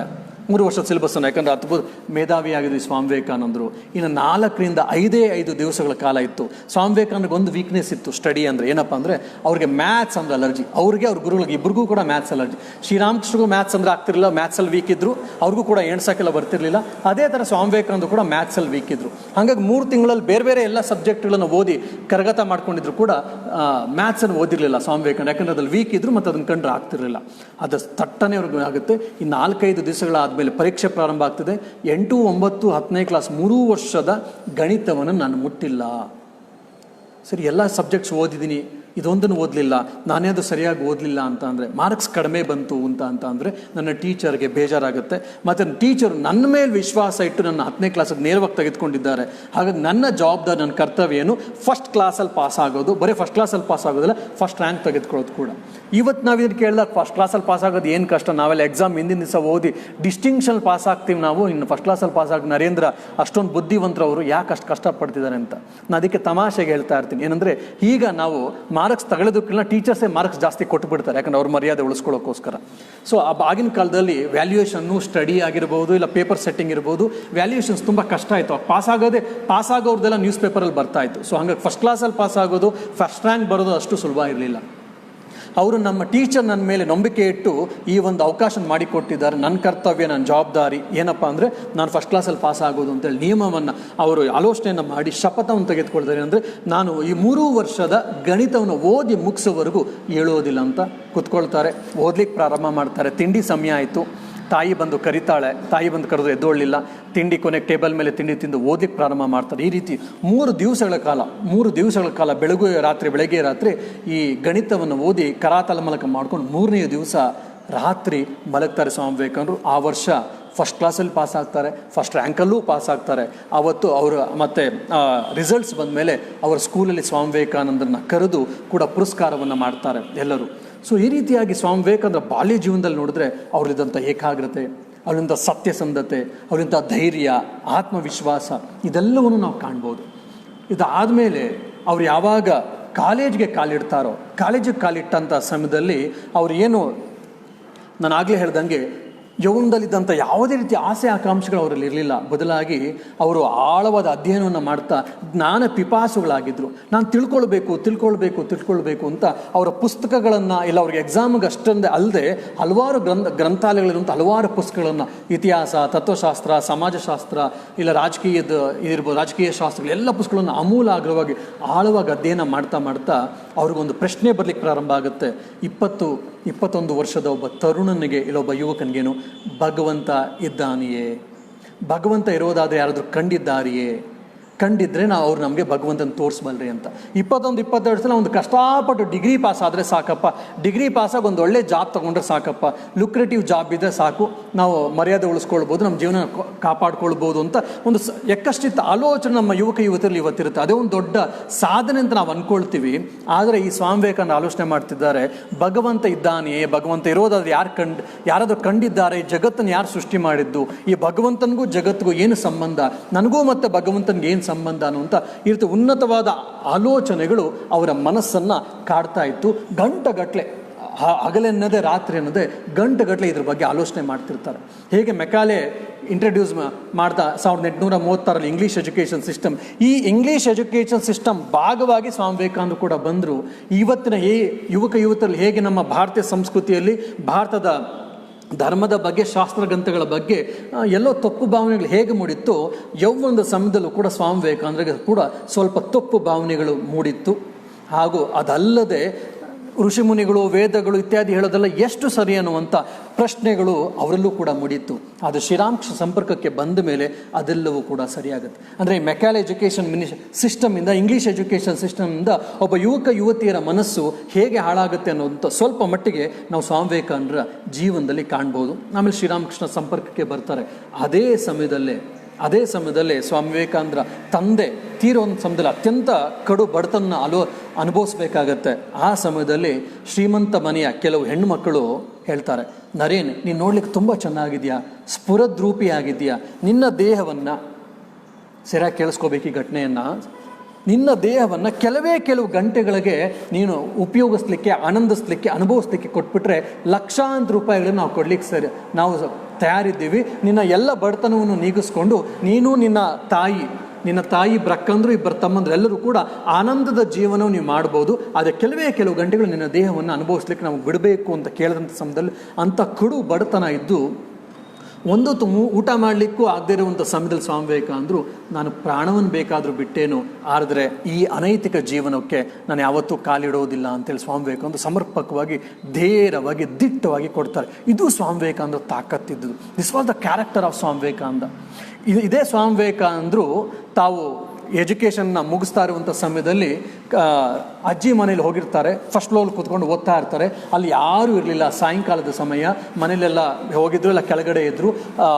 ಮೇಲ್ಗಡೆ ಸ್ಟಡಿ ರೂಮಲ್ಲಿ ಸ್ವಾಮಿ ವಿವೇಕಾನಂದರು ತಾರುಣ್ಯದಲ್ಲಿದ್ದಂಥ ಯೌವನದಲ್ಲಿದ್ದಂಥ ಸ್ವಾಮಿ ವಿವೇಕಾನಂದರು ಅವರು ಸ್ಫುರದ್ರೂಪಿಗಳಾಗಿದ್ದರು. ಆ ಸ್ಫುರದ್ರೂಪಿಯಾಗಿದ್ದಂಥ ವಿವೇಕಾನಂದ ಯಾರು ನೋಡಿದ್ರು ಕೂಡ ಅವ್ರನ್ನ ಅಟ್ರಾಕ್ಷನ್ ಆಗ್ತಿತ್ತು. ಅವರ ಅಜ್ಜಿಯ ಮನೆಯ ಪಕ್ಕದಲ್ಲೇ ಆವಾಗ ಬಾಲ್ಯ ವಿವಾಹ ಸಾಮಾನ್ಯವಾಗಿ ತುಂಬ ಕಡೆ ನಡೀತಾ ಇತ್ತು. ಬಾಲ್ಯ ವಿವಾಹ ಆಗಿರುವಂಥ ಒಬ್ಬ ಸ್ಫುರದ್ರೂಪಿ ಯುವತಿ ತನ್ನ ಯೌವನದಲ್ಲೇ ಪಾಪ ಜೀವನ ಏನು ಅಂತ ಅರ್ಥ ಮಾಡ್ಕೊಳ್ಳೋಷ್ಟೊತ್ತಿಗೆ ತನ್ನ ಗಂಡನನ್ನು ಕಳ್ಕೊಂಡಿರ್ತಾಳೆ. ಸಾಮಾನ್ಯವಾಗಿ ಬಯಾಲಜಿಕಲ್ ಡಿಸೈರ್ಸ್ ಇರುವಂತೆ ಅವಳು ಕೂಡ ಸ್ವಾಭಾವಿಕವಾದಂಥ ಆಸೆಗಳಿತ್ತು. ತಾನೂ ಕೂಡ ಸುಖವನ್ನು ಪಡಬೇಕು, ದೇಹ ಸುಖವನ್ನು ಪಡಬೇಕು ಅಂತ ಆಸೆ ಇತ್ತು. ಆದರೆ ಅವಳಿಗೆ ಅದು ಅವಕಾಶ ಸಿಕ್ಕಿರಲಿಲ್ಲ. ಸ್ವಾಮಿ ವಿವೇಕಾನಂದರ ಈ ಯುವಕ ನರೇಂದ್ರನಾಥನ್ ಕಂಡಾಗ, ಆಹಾ, ಇವನಂತರ ನಾನು ಆಸೆ ಪಟ್ಟರೆ ನಿಜವಾಗ್ಲೂ ಸರಿ, ಇವನಂತ ನಾನು ನನ್ನ ಆಸೆಯನ್ನು ಉಪಶಮನ ಮಾಡ್ಕೊಳ್ಬಹುದು ಅಂತ ಯೋಚನೆ ಮಾಡಿದಂಥ ಒಬ್ಬ ಯುವತಿ ನಿಧಾನಕ್ಕೊಂದ್ಸರಿ ಬರ್ತಾಳೆ. ಸಾಯಂಕಾಲದ ಸಮಯ, ಯಾರೂ ಇಲ್ಲ. ಯುವಕ ನರೇಂದ್ರ ಅವನ ಪಾಡ್ಕೊಂಡು ಕೂತ್ಕೊಂಡು ಓದ್ತಾ ಇದ್ದಾನೆ. ರಾತ್ರಿ ಆ ಕೋಣೆ ಹತ್ರ ನಿಧಾನವಾಗಿ ಮೇಲ್ಗಡೆಯಿಂದ ನಡ್ಕೊಂಡು ಬರ್ತಾಳೆ. ಸ್ವಲ್ಪ ಹೊತ್ತಾದ್ಮೇಲೆ ಇವರು ಏಕಾಗ್ರವಾಗಿ ಕೂತ್ಕೊಂಡು ಓದ್ತಾ ಇದ್ದಾರೆ. ಆದರೆ ಇವಳು ಆ ಬಾಗ್ಲ ಹತ್ರ ಬಂದು ಕಾಯ್ತಾ ಇದ್ದಾಳೆ, ನೋಡ್ತಾ ಇದ್ದಾಳೆ. ಯಾವುದೋ ಒಂದು ಸಮಯದಲ್ಲಿ ಅವ್ರ ಏಕಾಗ್ರತೆ ಭಂಗ ಆಯಿತು ಅಂತ ಕಾಣುತ್ತೆ. ಇಲ್ಲ, ಅವರು ಓದನ್ನು ನಿಲ್ಲಿಸಿ ತಲೆ ಎತ್ತುತ್ತಾರೆ. ತಲೆ ಎತ್ತು ನೋಡಿದಾಗ ಒಬ್ಬ ಹೆಂಗಸು ನಿಂತಿದ್ದಾಳೆ, ಒಬ್ಬ ಯುವತಿ ಬಂದು ನಿಂತಾಳೆ. ಯುವಕ ನರೇಂದ್ರ, ಒಬ್ಬ ಯುವತಿ, ಯಾರೂ ಇಲ್ಲ. ಆ ಸಮಯದಲ್ಲಿ ಯುವತಿ ಯಾಕೆ ಬಂದು ನಿಂತಿದ್ದಾಳೆ ಅಂತ ಅವಳ ಮುಖವನ್ನು ನೋಡಿದಾಗ ಸ್ವಾಮಿ ವಿವೇಕಾನಂದರಿಗೆ, ಆ ಯುವಕ ನರೇಂದ್ರಂಗೆ ಅರ್ಥ ಆಗುತ್ತೆ. ತಕ್ಷಣವೇ ಏನನ್ನೂ ಮಾತಾಡದೆ ಕೈ ಮುಗಿದು ಈ ಯುವ ನರೇಂದ್ರ ಯುವತಿಗೆ ಹೇಳ್ತಾನೆ, ಅಮ್ಮ, ನೀನು ನನ್ನ ತಾಯಿ ಇದ್ದ ಹಾಗೆ, ನೀನು ನನ್ನ ಅಕ್ಕನಿದ್ದ ಹಾಗೆ, ನಿನ್ನ ತಂಗಿ ಇದ್ದ ಹಾಗೆ, ದಯವಿಟ್ಟು ಈ ದೇಹವನ್ನು ಈ ರೀತಿಯಾದಂಥ ಆಸೆಗಳಿಗೆ, ಆಮಿಷಕ್ಕೆ ಒಡ್ಡಬೇಡ, ನಿನ್ನ ಜೀವನವನ್ನು ಹಾಳು ಮಾಡ್ಕೋಬೇಡ. ಬದಲಾಗಿ ಈ ದೇಹವನ್ನು, ಈ ಮನಸ್ಸನ್ನು ದೇವರಿಗೆ ಕೊಡು. ಆಗ ನಿನ್ನ ಶಕ್ತಿ ಜಾಸ್ತಿ ಆಗುತ್ತೆ, ನಿನ್ನ ಜೀವನಕ್ಕೊಂದು ಸಾರ್ಥಕತೆ ಸಿಗುತ್ತೆ. ನೀನು ನನ್ನ ತಾಯಿ ಇದ್ದಾಗೆ, ನೀನು ನನ್ನ ತಂಗಿ ಇದ್ದಾಗೆ, ನಿನ್ನ ತಾಯಿ ಇದ್ದಾಗೆ, ಅಕ್ಕ ತಂಗಿರಿದ್ದಾಗೆ ಅಂತ ಕೈ ಮುಗಿದು ಸ್ವಾಮಿ ವಿವೇಕಾನಂದ ಹೇಳ್ತಾರೆ. ಆ ಯುವತಿ ನಾಚಿ ಹೊರಟೋಗ್ತಾಳೆ. ಇದು ಸ್ವಾಮಿ ವಿವೇಕಾನಂದರ ಜೀವನದ, ಅದಕ್ಕೆ ನಾನು ಹೇಳಿದೆ, ಸ್ವಾಮಿ ವಿವೇಕಾನಂದ ಜೀವನ ಅವಲೋಕಿಸಬೇಕು ಅಂತಿದ್ದಾಗ, ಸ್ವಾಮಿ ವಿವೇಕಾನಂದ ಜೀವನದ ಒಂದೊಂದು ಘಟನೆಗಳನ್ನು ನಾವು ಆಳವಾಗಿ ಅಧ್ಯಯನ ಮಾಡಿದಾಗ ಎಂಥ ಅದ್ಭುತವಾಗಿತ್ತು ಈ ವಿವೇಕಾನಂದರ ಜೀವನ ಅಂತ. ಈ ರೀತಿ ಹಲವಾರು ಸಮಸ್ಯೆಗಳನ್ನು, ಕಷ್ಟಗಳನ್ನು, ಸಂಘರ್ಷಗಳನ್ನು ಸ್ವಾಮಿ ವಿವೇಕಾನಂದರು ಅನುಭವಿಸಿದ್ರು ಕೂಡ ಸತ್ಯದಿಂದ, ಚಾರಿತ್ರ್ಯದಿಂದ, ನೈತಿಕತೆಯಿಂದ, ಅಧ್ಯಾತ್ಮದಿಂದ ಅವರು ಒಂದಿಂಚೂ ಕೂಡ ಕದಲಿಲ್ಲ. ಹಾಗಾಗಿ ಸ್ವಾಮಿ ವಿವೇಕಾನಂದರು ಅಮೇರಿಕದ ಸಹೋದರಿ ಮತ್ತು ಸಹೋದರಿ ಅಂದಾಗ 7,000 ಜನ ಎದ್ದು ನಿಂತ್ಕೊಂಡು ಕರ್ತಾಡವನ್ನು ಮಾಡಿದ್ರೆ ಯಾಕಪ್ಪ ಅಂದರೆ ಅವರ ಹಿಂದೆ ಇಂಥ ಅದ್ಭುತವಾದ ಚಾರಿತ್ರ್ಯ ಇತ್ತು. ಹಾಗಾಗಿ ಯಾರಲ್ಲಾದರೂ ಒಂದು ಅದ್ಭುತವಾದ ಚಾರಿತ್ರ್ಯ ಇದರಿಂದ ಇಡೀ ಜಗತ್ತೇ ನತಮಸ್ತಕ ಮಾಡುತ್ತೆ, ಇಲ್ಲ ನಮಸ್ಕಾರ ಮಾಡುತ್ತೆ ಅನ್ನೋದಕ್ಕೆ ಸ್ವಾಮಿ ವಿವೇಕಾನಂದರೆ ನಮಗೊಂದು ನಿದರ್ಶನ. ಯುವಕ ಯುವತಿಯರೇ, ಈ ರೀತಿಯಾಗಿ ತೆರೆದ ಮನಸ್ಸಿನಿಂದ ಸ್ವಾಮಿ ವಿವೇಕಾನಂದ ಜೀವನವನ್ನು ನಾವು ಅಧ್ಯಯನ ಮಾಡಬೇಕು, ಅವಲೋಕನ ಮಾಡಬೇಕು. ಸ್ವಾಮಿ ವಿವೇಕಾನಂದ ಜಸ್ಟ್ ಅಲ್ಲೊಂದಿಲ್ಲೊಂದು ಘಟನೆಯನ್ನು ನಿಮ್ಮ ಮುಂದೆ ಇಡ್ತಾ ಇದ್ದೀನಿ ಅಷ್ಟೇ. ಈ ರೀತಿಯಾಗಿ ಒಂದೊಂದು ಘಟನೆ ನೀವು ಓದಿ ಅರ್ಥ ಮಾಡಿಕೊಂಡ್ರೆ, ಅನಾಲಿಸಿಸ್ ಮಾಡಿದ್ರೆ, ವಿಶ್ಲೇಷಣೆ ಮಾಡಿದಾಗ ಎಂಥ ಅದ್ಭುತವಾದ ಜೀವನ ನಮ್ಗೆ ಅಂತ ಅರ್ಥ ಆಗುತ್ತೆ. ಅದರ ಪ್ರಭಾವ ನಮ್ಮ ಮೇಲೆ ಬಿದ್ದಾಗ ನಾವು ಕೂಡ ಯಥಾಶಕ್ತಿ ಯಥಾಮತಿ ಆ ರೀತಿ ಒಂದು ಜೀವನವನ್ನು ಅವರು ಹೇಳಿದಂತೆ ಮಾಡಲಿಕ್ಕೆ ಸಾಧ್ಯ ಆಗುತ್ತೆ. ಆವಾಗ ನಮ್ಮ ಜೀವನಕ್ಕೊಂದು ಸಾರ್ಥಕತೆ ಸಿಗುತ್ತೆ, ನಮ್ಮ ಗುರಿಯನ್ನು ಸೇರಲಿಕ್ಕೆ ಸಾಧ್ಯ ಆಗುತ್ತೆ. ಬರುವ ಭಾನುವಾರ ಪ್ರಾಯಶಃ ಇನ್ನೊಂದು ಸ್ವಾಮಿ ವಿವೇಕಾನಂದರ ಜೀವನದ ಇನ್ನೊಂದು ಆಯಾಮವನ್ನು ಕುರಿತು ಚಿಂತನ ಮಂಥನವನ್ನು ಮಾಡೋಣ, ಒಂದು ಅವಲೋಕನ ಮಾಡೋಣ. ಜೈ ರಾಮಕೃಷ್ಣ, ಶ್ರೀರಾಮಕೃಷ್ಣ ಅರ್ಪಣಮಸ್ತು.